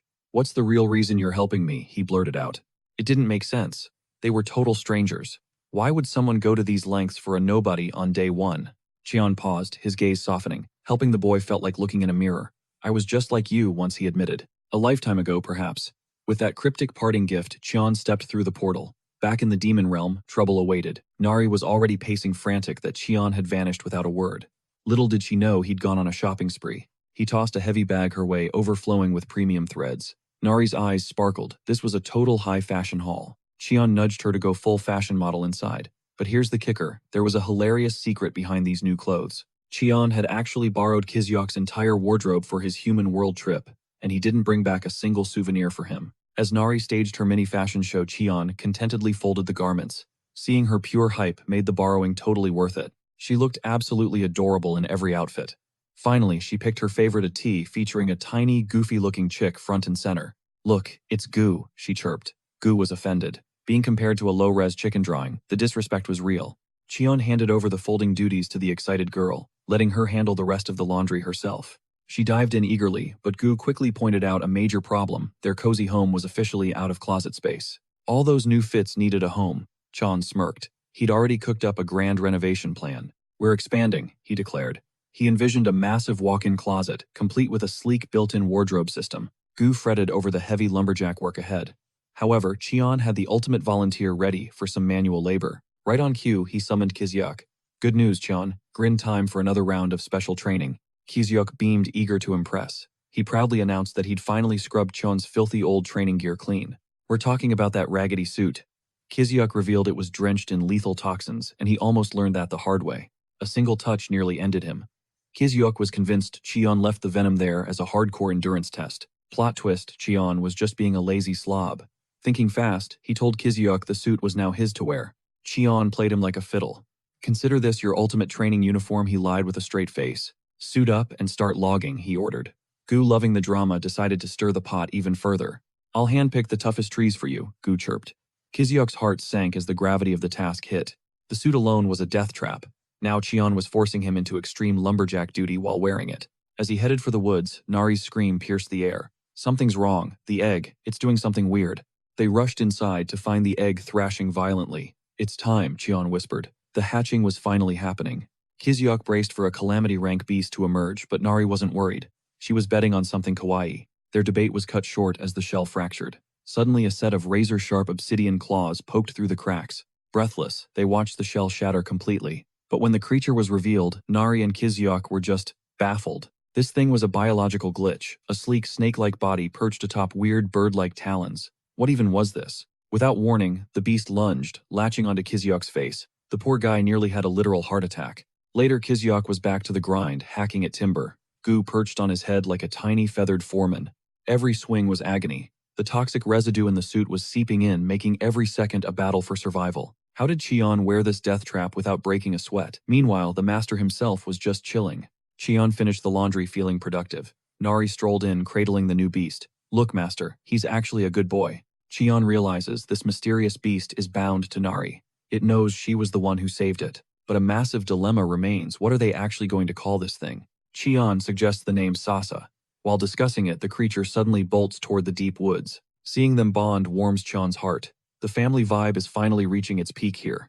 Cheon admits to Goo that he has never seen a unique specimen like Sasa before. Goo agrees, hinting it is a rare species. However, his instincts sense something much more dangerous. He is certain of one thing: this beast hails from the brutal, scorching volcanic zones. They must guard the mandragoras. To volcanic predators, plant-type monsters are considered a rare delicacy. These creatures devour any greenery they find, since plants are nearly extinct in their home region. They crave flora pulsing with dark energy. Goo is certain the mandragoras are now on the menu. Just as predicted, the monster invades the field. A high-stakes stare-down ignites between the rivals. Nari tries to intervene, but Cheon stops her. He wants to see how this plays out. They are monsters after all. A little scrap is necessary to establish the true pecking order. Since Sasa is just a cub, Cheon is not worried. Suddenly, Sasa lunges at the smallest mandragora. The biggest mandragora blocks the path instantly, shifting into a perfect defensive counter-attack formation. The second mandragora strikes back. Sasa flexes its tail, blocking the hit with a cocky grin. But it is a trap. The third one exploits the opening, closing the distance in a flash. The mandragoras lay the smackdown, leaving a tearful Sasa to retreat in total defeat. Round 1 goes to the plants, Cheon chuckles. With the show over, it is back to work. 2 days later, Kisuk finally completes the house expansion, shedding tears of pure, exhausted joy. He drops his tools, praying his craftsmanship is actually up to the master's terrifying standards. Cheon arrives, praising the work for exceeding his expectations. Even Nari is vibing with the aesthetic. The air smells like fresh flowers. Goo had hand-picked aromatic timber for the entire build. Cheon knows their clothes will stay fresh. But when Kisuk hears the name Sasa, he scoffs. He pitches a better name, Snake Chick. It is the most brain-dead suggestion in history. Nari tries to save the day with her own idea, but it is honestly just as trash. Goo joins the fray. Cheon remembers his claim of having a real name and demands it. Goo reveals his true identity, Rocky Mountain Hoof. It is exactly the kind of name you expect. Cheon sighs, realizing he lives with absolute clowns. With no better options, Sasa is officially canon. Construction complete, Goo turns to the boss, asking what is next on the survival checklist. Cheon reflects on the human realm. They need a fortress-tier fence to keep the riffraff out. Kisyuk stares at the ominous house, doubting any sane monster would even dare approach this place. But Cheon is not taking chances. S-class threats or rogue hunters could raid them at any moment. To build a barrier, they need demonic materials. Destination, the treacherous coastal shores.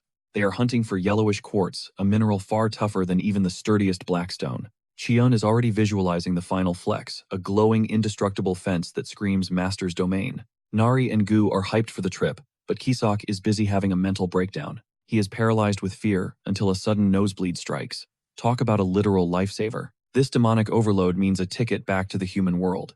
Kisuk is thrilled to bleed. Kisyuk tells Cheon he needs his meds immediately to secure his early exit from the mission. Cheon agrees, but leaves one condition: guard the Mandragoras while the main squad is away. Kisyuk drops a final warning. The coast is a death trap for anyone below A rank. That territory is ruled by 2 disaster-grade monarchs who govern with an iron fist. This is news to Cheon. Kisuk confirms the terrifying reports those monsters are the real deal. Meet the Chimera Hunter's Lab escapees from a forgotten era.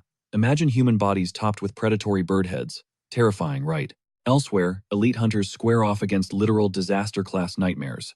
They tag a target with a precision tracking strike, sending the beasts into a frantic retreat. Thinking it's running in fear, the squad prepares to hunt it down. But hold up. One hunter suggests waiting until the monsters lead them straight back to their secret lair. It's insane. 60 years later and these chimeras are still breathing. The hunters can't believe their eyes. These things are full-blown monsters now. The hunters won't let these abominations ruin the Chimera program's legendary legacy. But wait, the monster isn't retreating. In a chilling twist, it locks eyes and charges straight for its pursuers. It's an ambush. Shields up. The captain roars as the beast launches a devastating frontal assault. Their defenses are useless. The beast shatters their high-tech barrier like thin glass with one casual strike. Pure terror sets in. They've massively underestimated this thing. Before they can react, the monster lunges for the kill. Death is inches away when Nari explodes onto the scene. She decks the monster, telling it to pick on someone her size. Sensing Nari's chimera energy, the beast jumps back to regroup. Nari casually complains to Cheon about the bully. She thinks the monster is the bully, but Cheon knows the hunters are the real aggressors here. Suddenly, the hunters detect a mechanical chimera signature.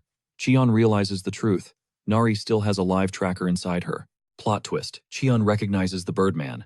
He shouts out, reminding the winged warrior they used to be roommates. Only problem, Cheon can't recall his old buddy's ID tag. While they chat, the hunters decide to bail. They plan to retreat to the human world and return with reinforcements.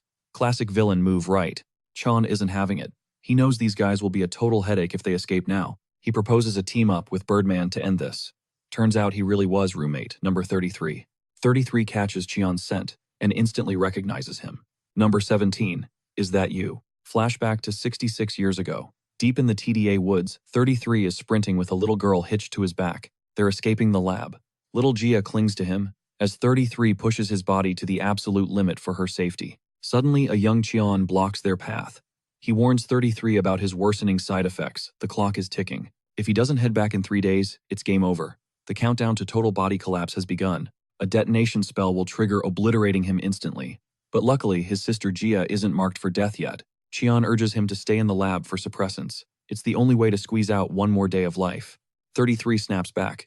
Cheon has no side effects, so how could he possibly understand their agonizing pain? Setting Gia down gently, 33 glares at Cheon. He's done being a lab rat. He craves freedom above all else. If he has to go through Cheon to get it, then so be it. Suddenly, Cheon rips open a portal to the demon realm. 33 is stunned. Where did he get a gate stone? Entering that realm is a gamble. 1. The demonic energy poisons your human cells instantly. Or 2. Your monster cells absorb that dark energy and evolve. Cheon offers this desperate path to freedom. For a man who wants to live on his own terms, the demon realm is the ultimate sanctuary. Crossing the threshold breaks the lab's detonation spell. 33 asks the golden question, how do they survive there? The answer, build enough mana to shield your soul and flesh from the corrupting demonic fog. It's a suicide mission given his current stats, but Cheon knows the future is never set in stone. 33 doesn't get why Cheon is helping, but he's not about to look a gift horse in the mouth. 4 years as roommates, and they didn't even know each other's names. Talk about an awkward living situation. Finally, 33 drops his real name, Yubeom. Back in the present, the tension is thicker than ever. Cheon unleashes mind control, wiping the hunter's memories clean. Once the mental wipe is complete, he cuts them loose. He's a walking memory eraser. Cheon has oblivion herb cells woven into his DNA, the ultimate hypnotic weapon. Yubeom is horrified. Just how many experimental toxins did they pump into Cheon's body over the years? Being the only one without side effects made Cheon the lab's favorite pincushion. It's been a long, dark road. Nari tugs on Cheon's sleeve, curious about his history with Yubeom. Are they besties or what? Cheon reveals Yubeom is from the Sparrow tribe, leaving the Birdman stunned. He even starts teasing Nari for extra flavor. When asked if the Sparrow and Coconut tribes are on the same side, Nari quickly confirms their alliance. Amidst the chaos, Yubeom is left spinning, while Nari bows low, offering Cheon a sincere apology. She admits her earlier hostility was a total mistake, then immediately shifts to her true priority, hunger. Cheon turns to a dazed Yubeom to hunt for snacks, but the poor guy is still processing this wild scene. The idea of Cheon being a girl dad is breaking Yubeom's brain, yet he leads them toward his home anyway. His place is literally a massive, intricate nest, earning him a rare nod of respect from Cheon. Yubeom serves up a plate of grilled clams, seasoned with demon butternut smelling absolutely divine. One bite is all it takes for Gu and Nari to transcend to culinary paradise. Even the stoic Cheon is impressed, noting how the red moss adds a perfect kick to the flavor. Yubeom beams with pride, flexes his chef skills, and calls that red moss his secret weapon seasoning. Just as he tells them to savor it, Nari's roar for seconds nearly sends Yubeom to an early grave. With the pantry empty, a hyper Nari volunteers to dive for fresh clams herself. Ignoring Yubeom's warnings about the danger, she bolts toward the water, promising a massive haul. While the kids run wild, the vibe turns serious as the elders discuss what happened after Cheon left. Yubeom is floored to learn that immortality cells are the only reason Cheon is standing there today. When asked about returning to the lab, Cheon admits the thought crossed his mind, but he's found a better path. He's in no rush to look back, turning the tables to ask if Yubium is still hunting for vengeance. Yubium theorizes that Cheon's resurrection might have purged the deadly spells from his system. Unfortunately, the others aren't so lucky, still carrying those ticking time bombs inside their bodies. He's certain that stepping foot back in the human world would trigger a fatal explosion for them. Noticing Yubium's control over his wings, Cheon asks why he hasn't restored his face to normal yet. Yubium reveals he could change back if he wanted, but he's choosing this monstrous look intentionally. Since his sister's appearance was altered, he refuses to look normal and make her feel like an outcast. Then Cheon drops a heavy truth bomb. Does Yubium realize he has only 1 month left to live? Unfazed, Yubium admits he knew his time was short since the day he crawled into the demon realm. He fought to balance his mana with the local demonic energy just to survive another day. It worked for a while, bringing him a fleeting peace until disaster struck not too long ago.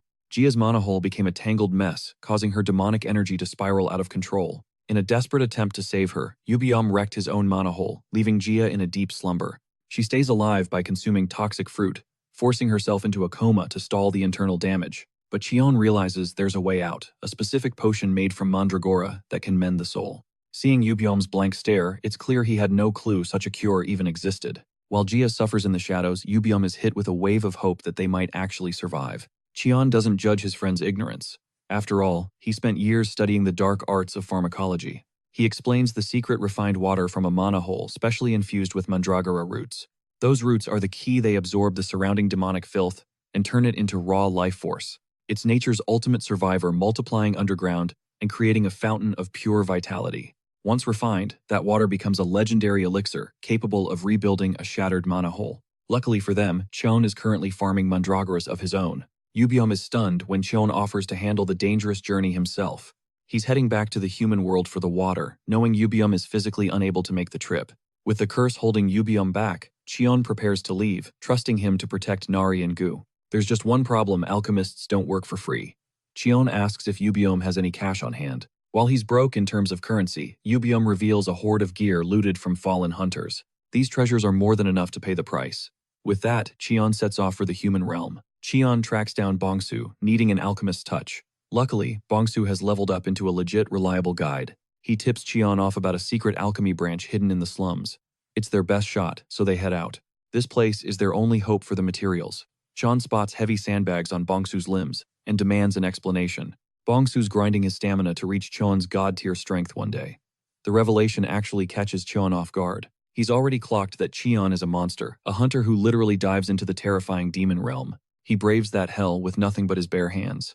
They finally reach the shop, and Bongsu spills the tea.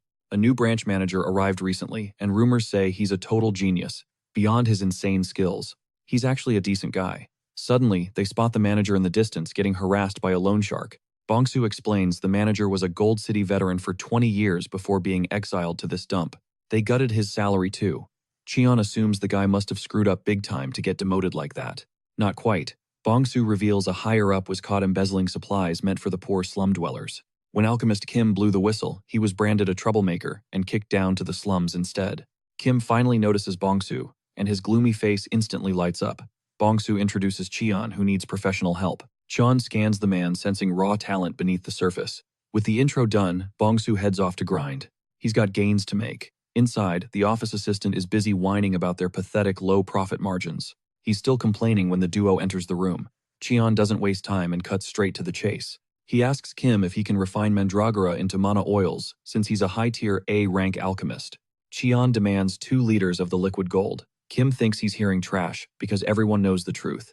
Mandragoras don't exist in the slums. Plus, how the hell did this stranger know his hidden rank? Kim starts to decline due to 0 materials, but then Cheon pulls out some tiny mandragora roots. Dense demonic energy radiates from them, leaving Kim speechless. These roots look insanely fresh and pure. They look like they were plucked seconds ago. Cheon offers to pay for Kim's services with rare coastal specialties. He hands Kim a bag, telling him to appraise the haul from the coastal regions. Kim finds S-rank black pearls inside. His jaw drops. Even the headquarters have never seen gems this pure. The bag is also stuffed with giant clams and red moss. Cheon asks if this covers the manufacturing costs. Kim nods frantically.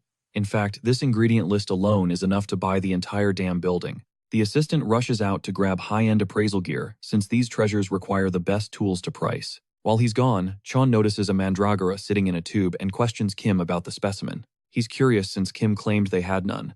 Kim explains that the one in the tube has been dead. It's been a withered husk for 10 years. Every single medicinal property has long since evaporated into nothing. He only kept it for research purposes. Suddenly, Chon makes a bold claim the mandragora is still breathing. This shocks Kim. Cheon pumps some mana into the vessel, and against all odds the plant actually reacts. Cheon explains it's just in a coma from energy depletion. Kim struggles to wrap his head around it. He's tried feeding it mana before with no luck. Suddenly, his toxic boss An storms into the room. An immediately starts trashing Kim's pathetic office. Kim is floored and demands to know why he's even there. An heard a rumor that some legendary loot just landed in the lab, which is why he showed up. Kim freezes in shock. Did his own assistant already sell him out and contact the big boss? An flexes his power, flanked by his ability user twin bodyguards. He turns to Cheon with a fake smile. He's An Ji-jong, director of the Alchemy Association. He invites Cheon to ditch the slums for Gold City. He promises to pamper him with an exclusive contract that a loser like Kim could never offer. Cheon stares at the nasty wart on An's nose and asks about his link to An Bok-deok. An lets out a prideful laugh, revealing that Bok-deok is actually his legendary grandfather. Cheon sees the same disgusting vibe. Bok-deok was the monster behind the inhumane human experiments. He's the one who turned Cheon into a chimera, a heartless scientist with that same ugly nosewart. Realizing they're the same trash, Cheon unleashes a wave of aura so heavy it slams An to his knees. Cheon scoffs at An, disgusted that he is a carbon copy of his power-hungry trash-tier grandfather. Utterly lost, An trembles as Cheon prepares a single lethal question to decide his fate. Eyes burning with pure rage, Cheon demands the status of the TDA lab. An finally speaks. He claims total ignorance, forcing Cheon to lean in and pressure him one last time. He probes about the Chimera lab and researcher Baek-dae-hyuk, while Kim lurks in the shadows. It is a shocker, a Peace Prize winner like Baek-dae-hyuk grinding in a shady, illegal lab. From the dirt, An barks at Cheon, defending his father's legacy of nurturing the youth. The man taught post-retirement and dumped his entire fortune into helping gate victim families. That is his saintly front. Cheon realizes Bok-deok was just playing the public repentance card. After so much bloodshed, Cheon assumed an awakened like him would still be breathing. Since he kicked the bucket early, Cheon mocks if the window incident caused his death. An freezes. That secret was buried. How could this stranger know the truth? Cheon admits it. He threw Bok-deok out that window for butchering kidnapped kids into chimeras. The monster threatened to dump kids into a gate, so Cheon gave him a lethal gravity lesson. Offering a final lifeline, Cheon grants An one chance to return and do his bidding. His mission: investigate the TDA lab. Cheon promises to track him down when the time is ripe. Meeting Bok-deok's kin in the slums triggers dark memories of the agony those experiments caused him. The nightmare began at age 9, but by his 20s, his body started morphing into something inhuman. The details are a blur. He was a mindless weapon, fueled only by animalistic instinct and orders. With zero agency, he survived, but now he realizes the lab likely rebranded to hide its tracks. Years have passed. Suddenly, Kim reappears with the high-grade refined water Cheon demanded. Cheon is impressed by his speed even for an A-rank alchemist. Kim credits the top-tier materials. It is a success. Seizing the moment, Cheon proposes an exclusive personal contract to Kim. Signing on the dotted line secures Kim more rare ingredients. The alchemist is absolutely floored. An exclusive deal plus legendary materials. Kim can't help it. Tears of pure joy stream down. Kim's reaction baffles Cheon, who worries the deal was trash. But Kim is just a slum-born survivor. Haunted by his parents' crushing debt, young Kim vowed to one day clear their names. He was grinding for years but going nowhere, until Cheon handed him this massive break. This miracle is a life-changer. Kim wonders how he will ever repay him, leaving Cheon stunned. Already talking about repayment, Cheon shrugs it off, simply wanting their partnership to thrive. Cheon anticipates future needs from the alchemist. With business concluded, it is time to move. Heading home, a sense of dread hits him. He prays, things are stable, but disaster awaits. Jia has lost it, pummeling Yubayom in a feral frenzy, yet Yubayom refuses to break his vow. To protect the children, Yubayom finally steps up, charging his sister in a desperate clash. He slams her down, but a mysterious barrier instantly shields her. Yubayom is totally baffled. Then it clicks. It is Cheon's jellyfish technique. He is using it to keep her restrained and safe. The tension snaps as Cheon arrives. Yubayom frantically asks for the cure, and Cheon nods. He hands over the vials, one for Jia, one for Yubayom. They down the medicine immediately. Jia's rage fades. She wakes up later with Nari nearby, feeling like she is in a haze. Then she spots them Yubayom and Chon by the fire. Cheon turns his gaze, meeting hers. Terror strikes. Jia shrieks, demanding to know who this stranger is, jolting Nari wide awake. Nari is instantly affectionate. Yubeom tells Jia to inspect her mana core, and her jaw drops. Her core is fully restored, and her face is back to normal. Jia is absolutely speechless. She asks where these houseguests came from. Yubeom cannot believe she does not recognize Chon.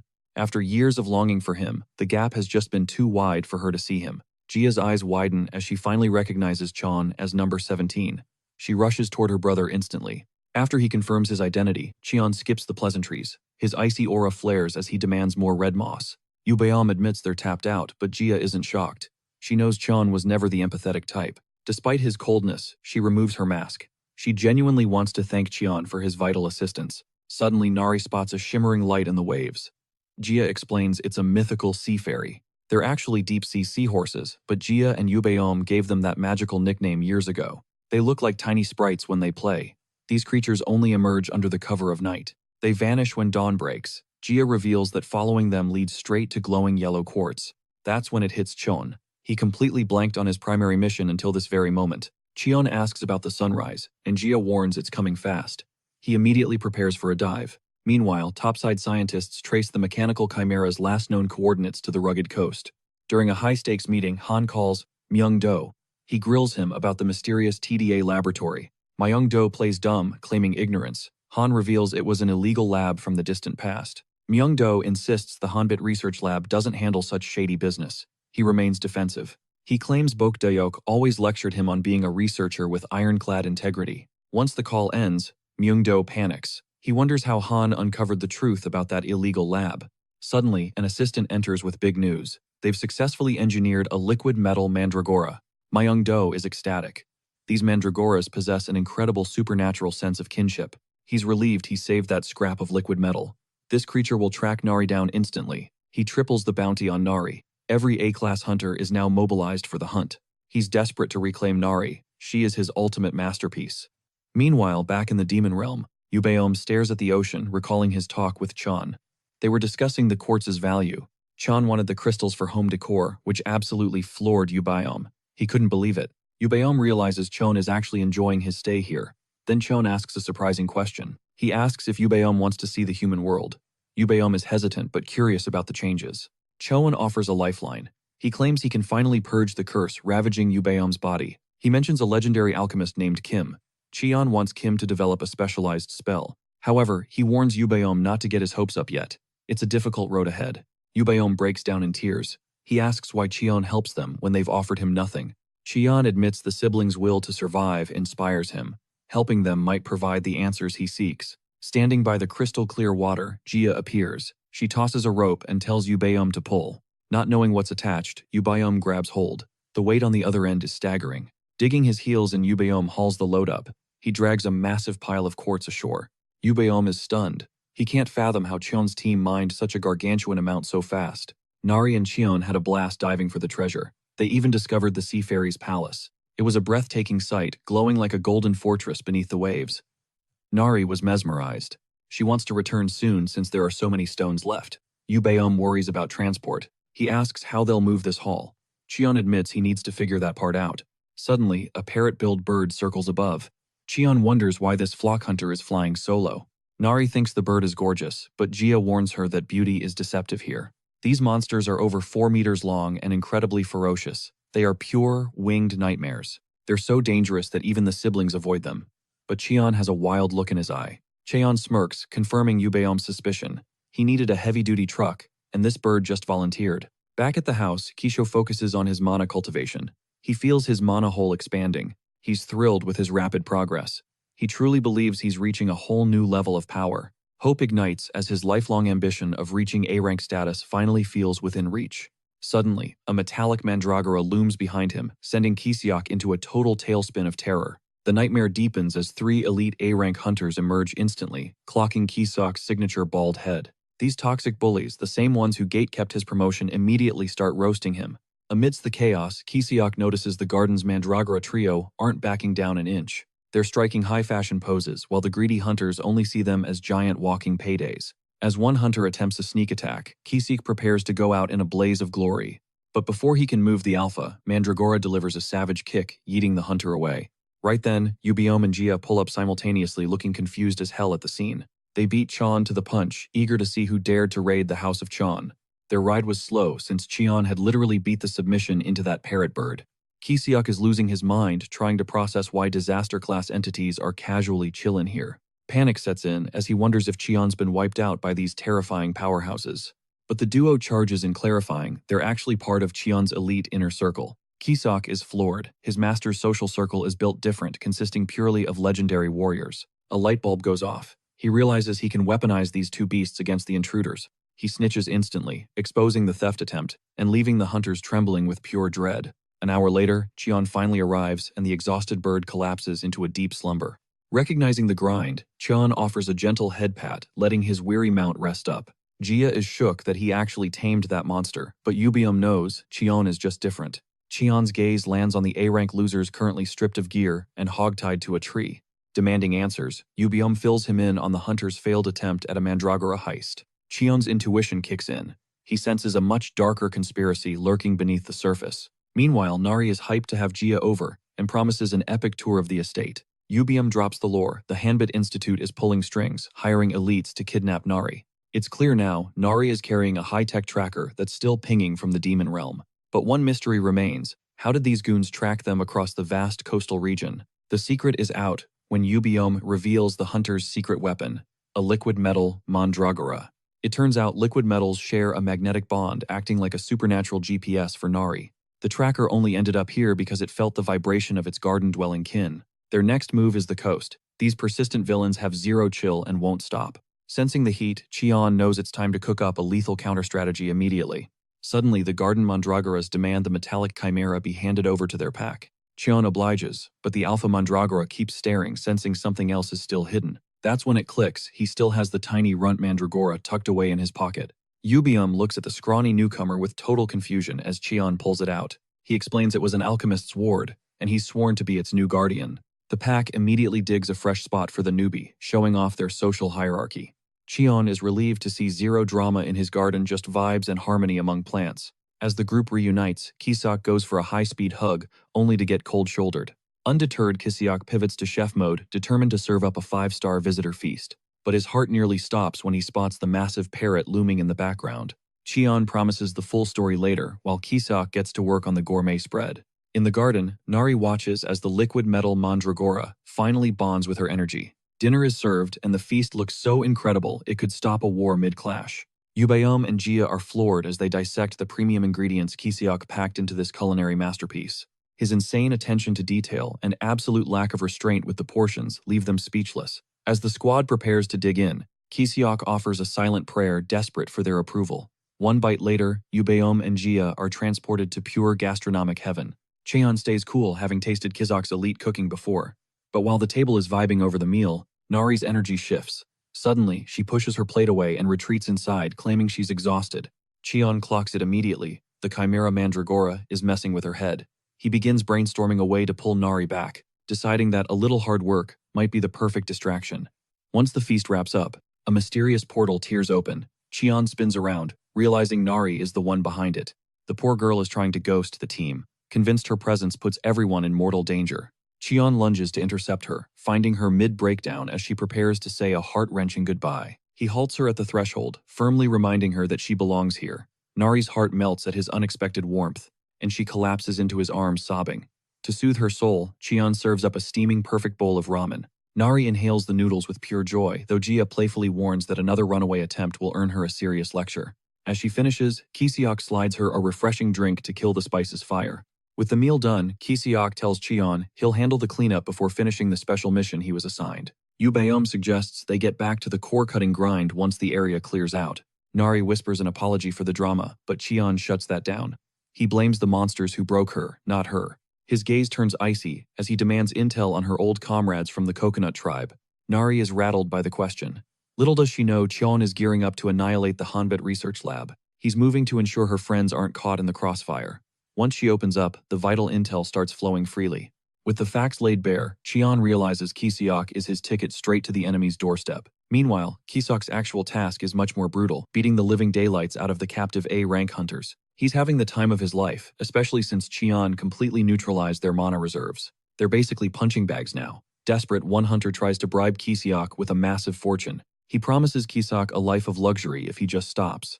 But Kisok is enjoying the payback way too much to care. Besides, he flashes a black card, the ultimate flex only the world's elite possess. It's a literal cheat code for anything he wants. The hunter's jaws drop, wondering how a guy like him scored that. Kisok tells them to shut up about his business and prepare for a world of hurt. This is cold-blooded revenge for the hell they put him through during the advancement exams. Realizing their fate is sealed, the hunters start sobbing, begging for forgiveness for their past sins. But mercy isn't on the menu. Kisok reminds them how they treated him like trash for failing his tests. Now the power dynamic has flipped and he's ready to collect his debt.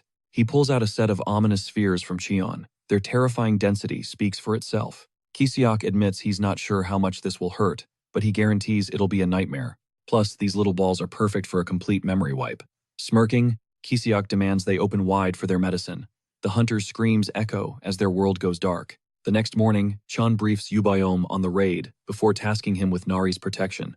Yubayom gives him the green light, promising she'll be safe. Right on cue, Kisok arrives, signaling that everything is locked and loaded for the mission. Yubayom notices Kisok is beaming. It turns out Cheon promised him a meeting with a legendary A-rank alchemist.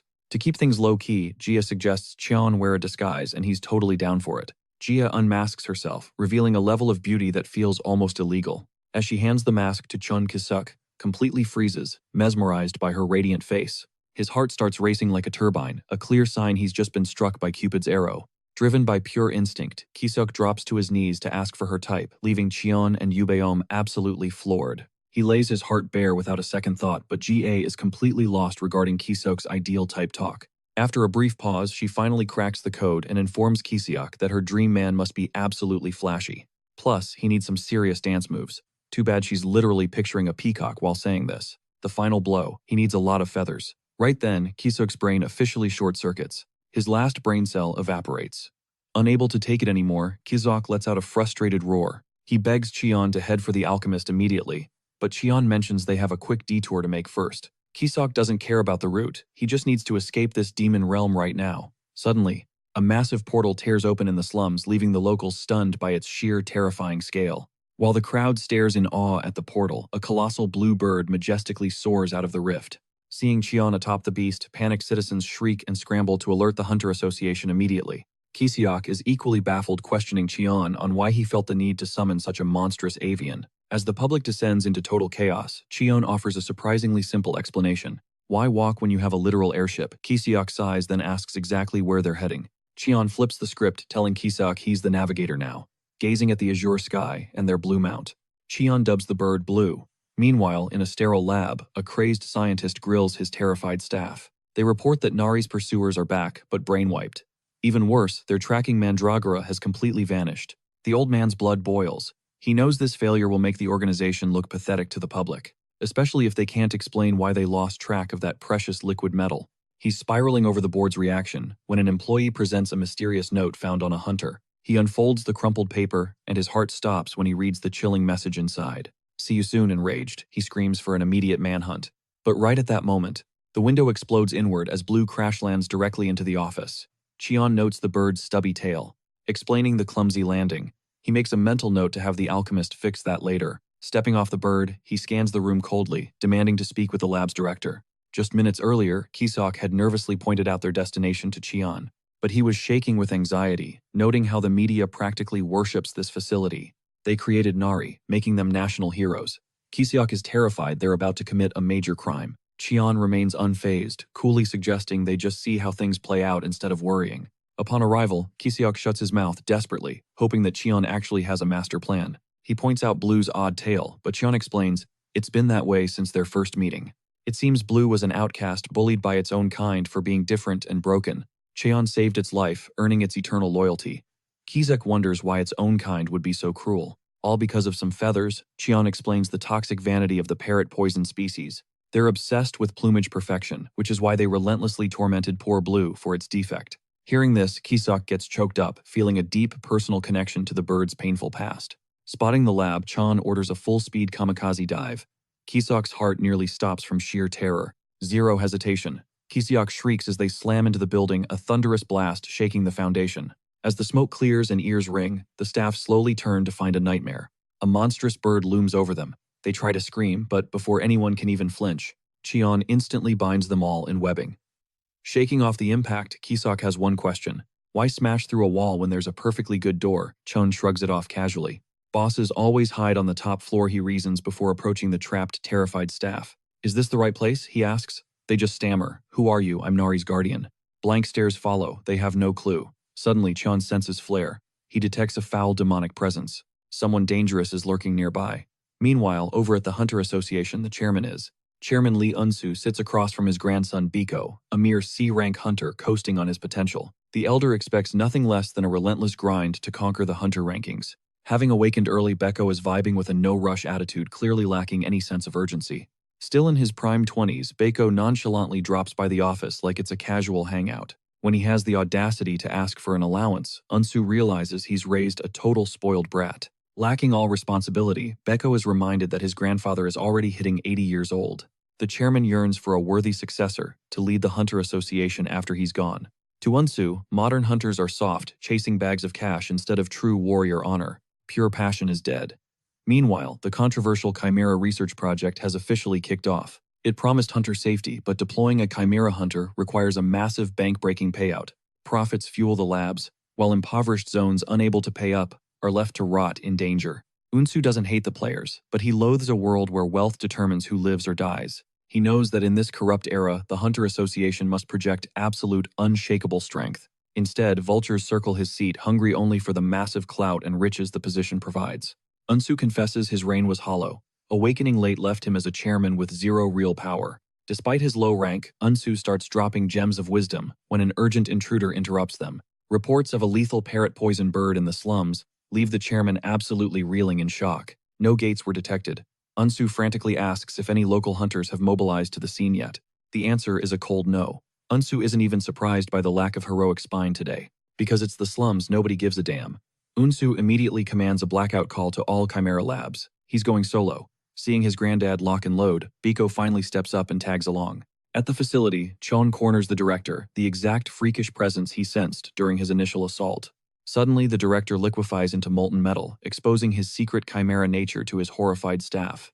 Pissed that his business was crashed, the metallic director lunges at Cheon with pure murderous intent. Cheon effortlessly weaves through the strikes, realizing this madman experimented on his own body. Clashing with Myung-do, Cheon establishes a telepathic link and forcibly invades the director's twisted psyche. Witnessing the horrific child experiments, Cheon's patience snaps.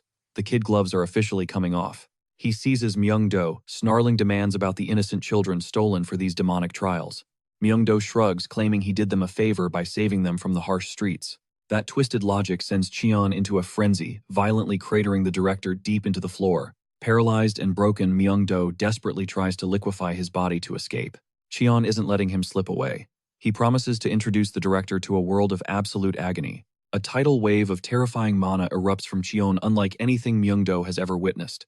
Myung-do's screams pierce the air as he begs for mercy, but Cheon's grip remains unbreakable. After condensing the villain into a mana orb, Cheon turns his cold gaze toward the trembling staff. He demands answers, and these survivors are going to spill every dirty secret they know. Terrified of sharing their boss's fate, they start singing like birds, giving Cheon everything he wants. The intel reveals that Myung-do's crimes began by betraying his master and stealing forbidden research. He built a secret empire on stolen data, eventually turning himself into a human guinea pig. All this horror just for eternal youth. Simultaneously, Cheon finally obliterates the tracker on Nari. Venturing deeper, Cheon leaves the cleanup to Kisak, confident with Blue flanking his side.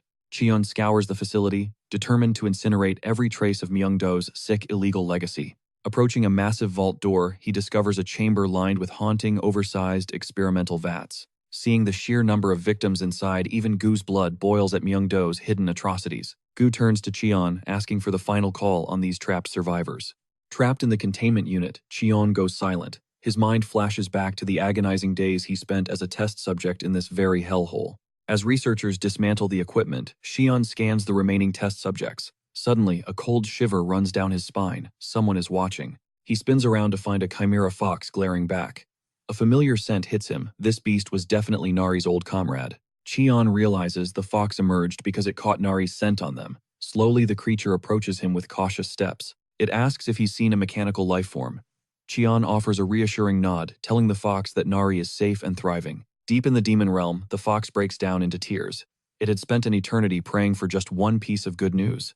Recalling Nari's stories from the demon realm, Cheon connects the dots. This fox wasn't just an ally, it was her best friend. When Cheon asks if others survived, the fox senses his sincerity. It lets out a soft call, signaling its hidden companions to emerge. Instantly, a bizarre squad of chimeras, a living tree, a giant ant, and even a sentient cactus, creep out from the shadows. Cheon asks if they're the sole survivors of this facility. With a heavy heart, the fox confirms the tragic truth. Every combat-type chimera was either slaughtered or auctioned off like gear, all because of the demonic energy surging through their veins. Cheon decides right then these survivors deserve a real home in the demon realm. He tears open a shimmering portal, ushering the chimeras into the safety of the demon realm. Once the last one crosses over, he burns the Hanbit research lab to the ground. Later, the chairman and his grandson arrive to find nothing but a blazing inferno. The chairman realizes the slums were just a distraction, the lab was the real target. Suddenly, a shadow falls over them. Cheon hovers above them, leaving the duo paralyzed with fear.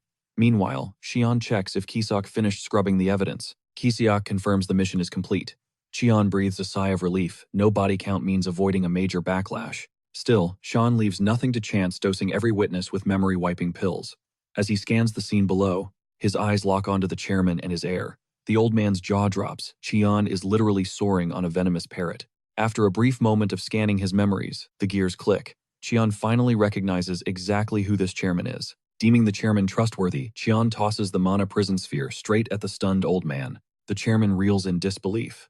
Cheon just executed a legendary mana sealing technique, an impossible feat, unless the caster's power vastly overwhelms the target. Soon, a squad of hunters arrives to back up Unsu, but the cleanup is already over. The newcomers drop a bombshell. A report just flagged Myung-do as a chimera. Cold sweat drips down Unsu's face as he realizes the true nature of the object in his hands. Mission accomplished. Cheon signals Kiseok. It's time to hit the slums and find the one man capable of fixing their mess. To stay off the organization's radar, Cheon devises a low-key extraction. Meanwhile, Kim is out cold in his bedroom. When a strange noise jolts him awake, he cracks the door only to find Cheon and Kiseok looking like straight-up burglars. Stunned and totally lost, Kim demands to know why they've invaded his home. Cheon just flashes a mysterious smirk, announcing that it's time for a trip to the demon realm. Elsewhere, Yubong breaks down the quartz fence mechanics to Jia and Nari. As the portal hums to life, they expect Cheon. Instead, a pack of chimeras, led by the fox, tumbles through. The second Nari sees her old friends, she bolts. Jia watches in total confusion, wondering what triggered that instant reaction. Sasa rushes over to establish dominance and explain the local pecking order, but one chimera, a massive tree, couldn't care less. It completely blanks Sasa, strolling straight toward the garden. It seems this giant plant has found its new favorite spot, but the garden's true masters, the mandragoras, pop out of the dirt to let this newcomer know who really runs things. Across the yard, Cheon Kiseok and a shell-shocked Kim arrive from the human side. Kim's brain practically short-circuits. As he gazes at Cheon's insane mansion in the heart of the demon realm, his scholar brain immediately pivots. This place is a goldmine for academic research. Suddenly, Cheon notices Nari peeking from behind a trunk. Realizing the reunion with her old squad is still a bit awkward, he tells his companions to hang back, while he handles the situation. Approaching Jia, Cheon returns the mask, thanking her for the 5-star comfort. Jia beams with pride, promising to craft him a custom piece. Cheon then gestures toward the chaotic garden, where Yubong explains that the tree chimera is trying to move in, but the mandragoras aren't having it. Suddenly, the ant chimera jumps into the fray. The tree and the ant actually show off some insane tag-team tactics. To force a surrender, the tree hurls the ant like a living projectile, but the metal mandragora intercepts it mid-air. With a brutal headbutt, the impact knocks the ant cold, leaving the mandragoras as the undisputed kings of the garden. Yubia marvels at the mandragora's synergy, while Jia stands awestruck by the brilliant maneuvers of the tree and ant duo. With the mandragoras finally chilling, Cheon decides it is time for the fox and Nari to bury their ancient hatchet next. Moments later, the fox tracks down Nari's hiding spot, making it crystal clear that she is not escaping this confrontation. Not until she accepts a sincere apology. Flashback, Myung-do discovers Nari is straight up boycotting the high-stakes rank battles. Worse yet, she was defying direct orders, leading a scientist to suspect her personality was fundamentally glitched from the start. The researcher leaks that while Nari was forged as a combat-class chimera, she was cursed with a hopelessly gentle soul. This pure heart is exactly why Nari lets others ruthlessly pummel her without ever swinging back. Hearing this, Myung-do's twisted mind immediately decides that Nari needs a complete brutal personality remodeling. He commands the lab to surround Nari with weak, submissive roommates to lower her guard.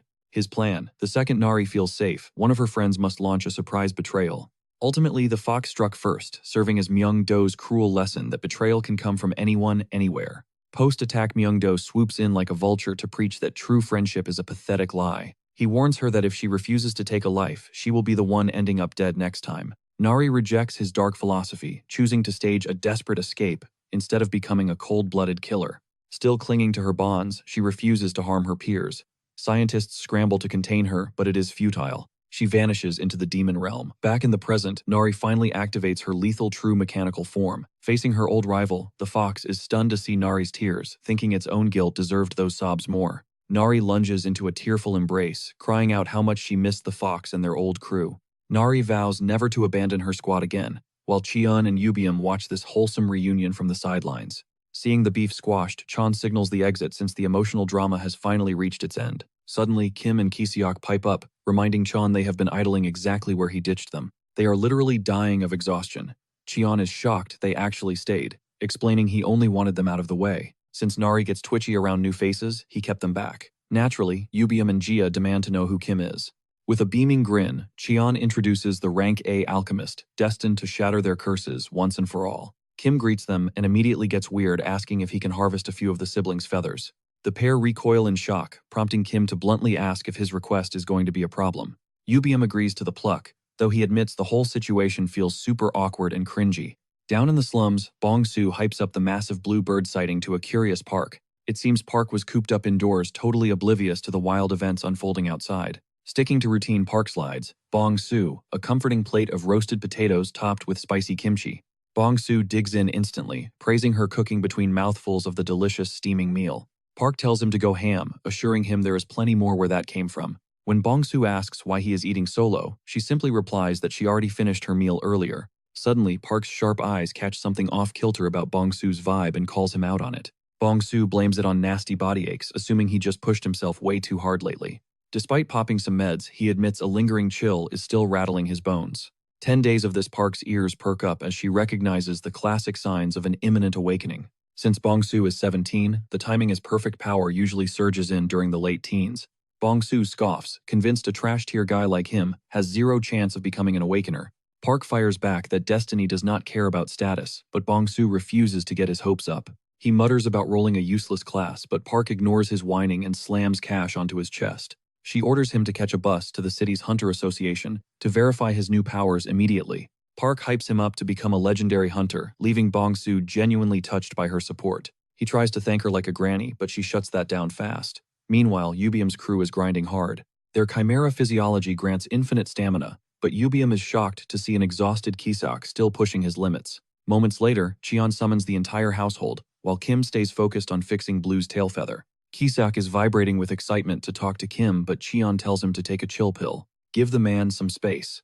Cheon then officially welcomes them home, provided they're ready to become a real family. Everyone's on board, swearing to give it their absolute best as the meeting winds down. Cheon pulls Nari aside for a stroll, mentioning there's still one last fence section they need to set up. He asks if she's finally reconciled with her friends. She confirms they're good, then turns the tables on him. Did he actually visit the coconut tribe? Cheon confirms it, noticing the deep-seated worry etched on Nari's face. He's seen right through her. Nari braces herself to confess she isn't actually a member of the coconut tribe, but Cheon cuts her off, promising that nobody will ever hunt her down again. He's already handled everything. Then he drops a bombshell. Their new family name is officially the Coconut Tribe. Nari is absolutely thrilled. She thanks Chan for being so incredibly considerate. The moment they step back inside, Nari hits the ground running. She proudly shouts that they're now the Coconut Tribe. Yubum is just relieved. Her talk went so smoothly. Meanwhile, poor Kiseok is practically fainting after putting the finishing touches on that massive fence. Nari is absolutely floored by the stunning view. Like any typical kid, she starts celebrating with the fox. Suddenly, Blue comes charging in and pounces on Cheon, looking like the happiest bird alive. Cheon pats the massive bird, realizing Blue is basically just a giant toddler in a massive body. Then he spots it. Blue's tail is perfectly repaired. Cheon's eyes widen as Kim steps in to explain. The procedure was way faster than anyone imagined. Kim reveals how he pulled off such a quick fix. It's all thanks to the red moss Cheon handed over earlier. Kim begins to break it down. This moss has insane healing properties, usually reserved for top-tier potions. Cheon is seriously impressed by the news. An A-rank alchemist truly is on another level. Witnessing the miracle, Kiseok begs Kim for some serious help. specifically his receding hairline. Kim reveals he's actually spent a whole decade crafting a cure for baldness. It's the ultimate goal for every alchemist out there. Kiseok is floored, but Kim offers him some hope. He promises to share the remedy once the final version is ready. Kiseok instantly drops to his knees. He's willing to do absolutely anything for those gains. Kim then pivots to Yubum and Jae. He's finished his inspection of their feathers. From what he can tell, that magic circle is serious business. It won't break easily. It's an ancient magic he's never seen before. Then, Kim mentions a possible solution. He could potentially fix this, but he'd need a massive supply of mandragora fruit. The moment he says that, Cheon asks if he's talking about those red berries. Kim is stunned. He knows them, but Cheon's familiar, mostly because he's snacked on a ton of them before. Cheon then points over to the garden. Those mandragoras are about to ripen. Kim is absolutely shell-shocked to see a whole patch of them growing. He's been so swamped that he completely missed them. Honestly, these mandragoras are basically living monsters. They thrive by condensing pure energy into their fruit to eat, which is exactly why. Their fruit is basically concentrated energy. But here's the catch: if you try to harvest it by force, it instantly turns into a lethal poison. To get the real deal, the mandragora has to offer it willingly. Hand it over freely. Cheon remembers these creatures love ducking into crevices when it's time to bear fruit. He considers scattering some rocks around. On the other side of things, Kim is completely baffled. How does Cheon know all this? Cheon hints that he actually has a deep-rooted history with these creatures. It's a story from way back. Flashback: Cheon is deployed to the frozen hell of the Alpine region. Back when the lab still owned him, he had to survive 10 days alone in the demon realm. Stepping into the tundra, he realized reaching the summit was his best shot at surviving the ordeal. During the climb, a rustling in the bushes catches his ear, and he moves in to investigate. He finds a mangled mandragora, clearly the victim of a brutal attack by some apex predator. Cheon reaches out, but the creature snaps to its feet, desperately trying to defend its life. But the fight is short-lived as the creature collapses from sheer exhaustion. Cheon stares down. He notices the mandragora's fragile state; it could collapse any second. Instead of ditching it, a wave of sympathy washes over him. Remembering he can boost its energy, Cheon channels his mana into the creature. Instantly, it drifts into a deep, peaceful slumber. He decides to take the mandragora under his wing for a few days. As twilight begins to fall that evening, the creature wakes up cozy and safe inside Cheon's pouch. Soon after, Cheon discovers a secluded cave nearby. He settles in for the night, but the mandragora is wide awake, bouncing around with pure, unbridled hype. When Cheon grabs his canteen for a drink, he catches those tiny eyes staring at him intently. Realizing it's parched, he gently pours water over its head. The little guy starts trembling and shaking wildly. It looks like a happy victory dance, but once it calms down, Cheon is stunned by what he sees next. The mandragora is clutching a handful of strange fruits, offering them to him as a sincere gift. He recalls warnings that these fruits are lethal, but thanks to his high poison resistance, he takes the risk. He takes a bite, and wow, it's incredibly sweet and fragrant. Even better, it's refreshing and recharges his mana reserves. His mana core surges. It hits him: these fruits are actually packed with pure, concentrated magical energy. Remarkably, the mandragora keeps churning out more fruit for him.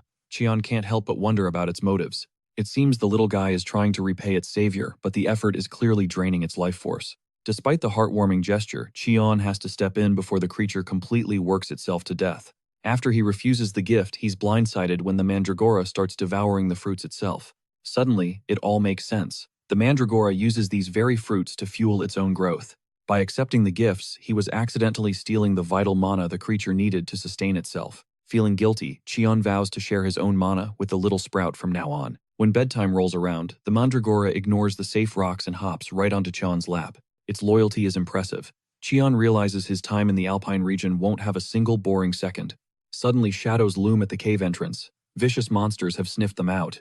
They're after the mandragora's fruit, hungry for that sweet, concentrated blast of magical power. Cheon promises the trembling creature that he'll be its shield. Over the following days, their bond only deepens. He stays on guard, becoming the creature's ultimate protector. But by day 10, reality finally sets in. He explains he must return to the lab or face certain death. Hearing this, the little guy looks absolutely heartbroken. In that moment, Cheon understands his deep connection to this creature. It's more than just pity. Seeing it alone in the frozen wasteland felt like looking into a mirror of his own lonely past. He worries for its safety, but staying isn't an option. A lethal curse forces him to return soon. If he misses the deadline, the spell bound to his body will end his life instantly. He can't take it back either. Humans would just turn the poor thing into a lab rat just like him. To keep it safe, Cheon weaves a protective barrier around the cave, using enchanted silk caterpillar threads. He even ties a protective thread around the little guy, warning it to stay guarded. Finally, the time comes to part. Stepping through the gate, Cheon whispers a painful apology for leaving his little friend behind so soon. Back in the present, the emotional story leaves Kisha and Kim in a complete puddle of tears. Yubel is hooked and wants more. Cheon admits he actually returned to that same spot 2 weeks later, but the cave had vanished. A massive landslide had wiped the entire area off the map. He searched frantically, but the mandragora was gone without a trace. The weight of that loss still haunts him. Jia comforts him, insisting he did his best. Inspired, the group decides to plan a rescue mission back there. They hope the little guy is still out there. Little do they know the mandragora is doing just fine. Not only is it alive, but it's now the leader of its own little mandragora squad. Story time officially ends. Eager to help, Kim asks to share his mana too. Cheon nods, knowing the little guys are probably famished. Between all the fence building, he hasn't had a moment to properly recharge their mana reserves yet. But Cheon warns Kim to be careful. These creatures are way more intense than the ones back home. Kim is down for the challenge, but despite his confidence, Cheon can't shake a lingering sense of dread. These mana-hungry mandragoras possess a bottomless, insatiable appetite for raw energy. They've grown completely accustomed to the high-grade mana buffet Kim has been serving. Before Kim can even blink, they suck him dry, leaving him collapsed and spent. Kisyok panics and rushes over, pleading for his life, but Kim just grins he isn't done yet. Ultimately, the mandragoras wreck him. Even worse, the little monsters start puking everywhere. Turns out Kim's mana flavor profile was a total no for them. Shortly after, the lab's high-ranking board members gather to debrief on the recent chaotic assault. Gold Auction CEO Jessica is fuming watching her massive investment go up in smoke. Red Brick Gang's vice CEO Violet is equally stressed about this whole mess.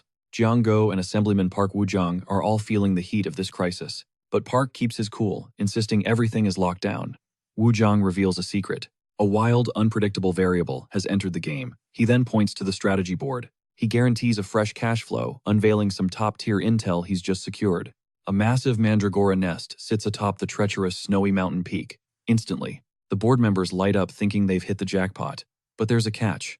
Who dare climb that peak? Even elite A-rank hunters steer clear of that death trap. Woo-jung smirks, claiming nobody needs to climb a single inch. He briefs his associates. Recruit every hunter available for the mid-slope. His confused team questions the location. Woo-jung's grin turns sinister as he mentions a newly found transference ability user. Their timing is absolutely perfect. And the identity of this mysterious teleporter? It's Bongsu, a fresh awakener. Soon the elite A-rank squad begins their treacherous ascent. They glide toward the nest effortlessly, all thanks to Bongsu's incredible spatial powers. Bongsu is the mission's backbone, an ultimate VIP guarded like a national treasure. A teammate wonders how a mere rank F awakener is bypassing gate restrictions so easily. The secret: their leader possesses a terrifying amplification ability. Hearing this, the hunter is horrified. Overloading a rank F like that is practically a death sentence. He can't believe Bongsu consented, but the truth is, darker, they're using puppet mastery. To these elites, a slum kid like Bongsu is nothing more than a disposable tool. The leader signals a halt, commanding the puppeteer to force Bongsu into action. Bongsu's essence is ruthlessly drained to warp the entire team to the snowy summit. The mandragoras are stunned as hunters suddenly materialize right in the heart of their home. Overwhelmed by the massive energy drain, Bongsu's body finally gives out and he collapses. Landing on the peak, the leader barks orders for the harvest mission to begin immediately. They cast a massive containment net, but luckily, Xion's loyal companion is still operational. It commands the unbound mandragoras to liberate their kin. They don't hesitate for a second, lunging forward to shred the bindings. The hunters assume the creatures are just hungry, but the leader realizes they're devouring the mana to neutralize the trap entirely. Suddenly, a non-mana using brawler charges in, targeting the Mandragora King for a beatdown. As he targets the leader, a devastating strike from Xion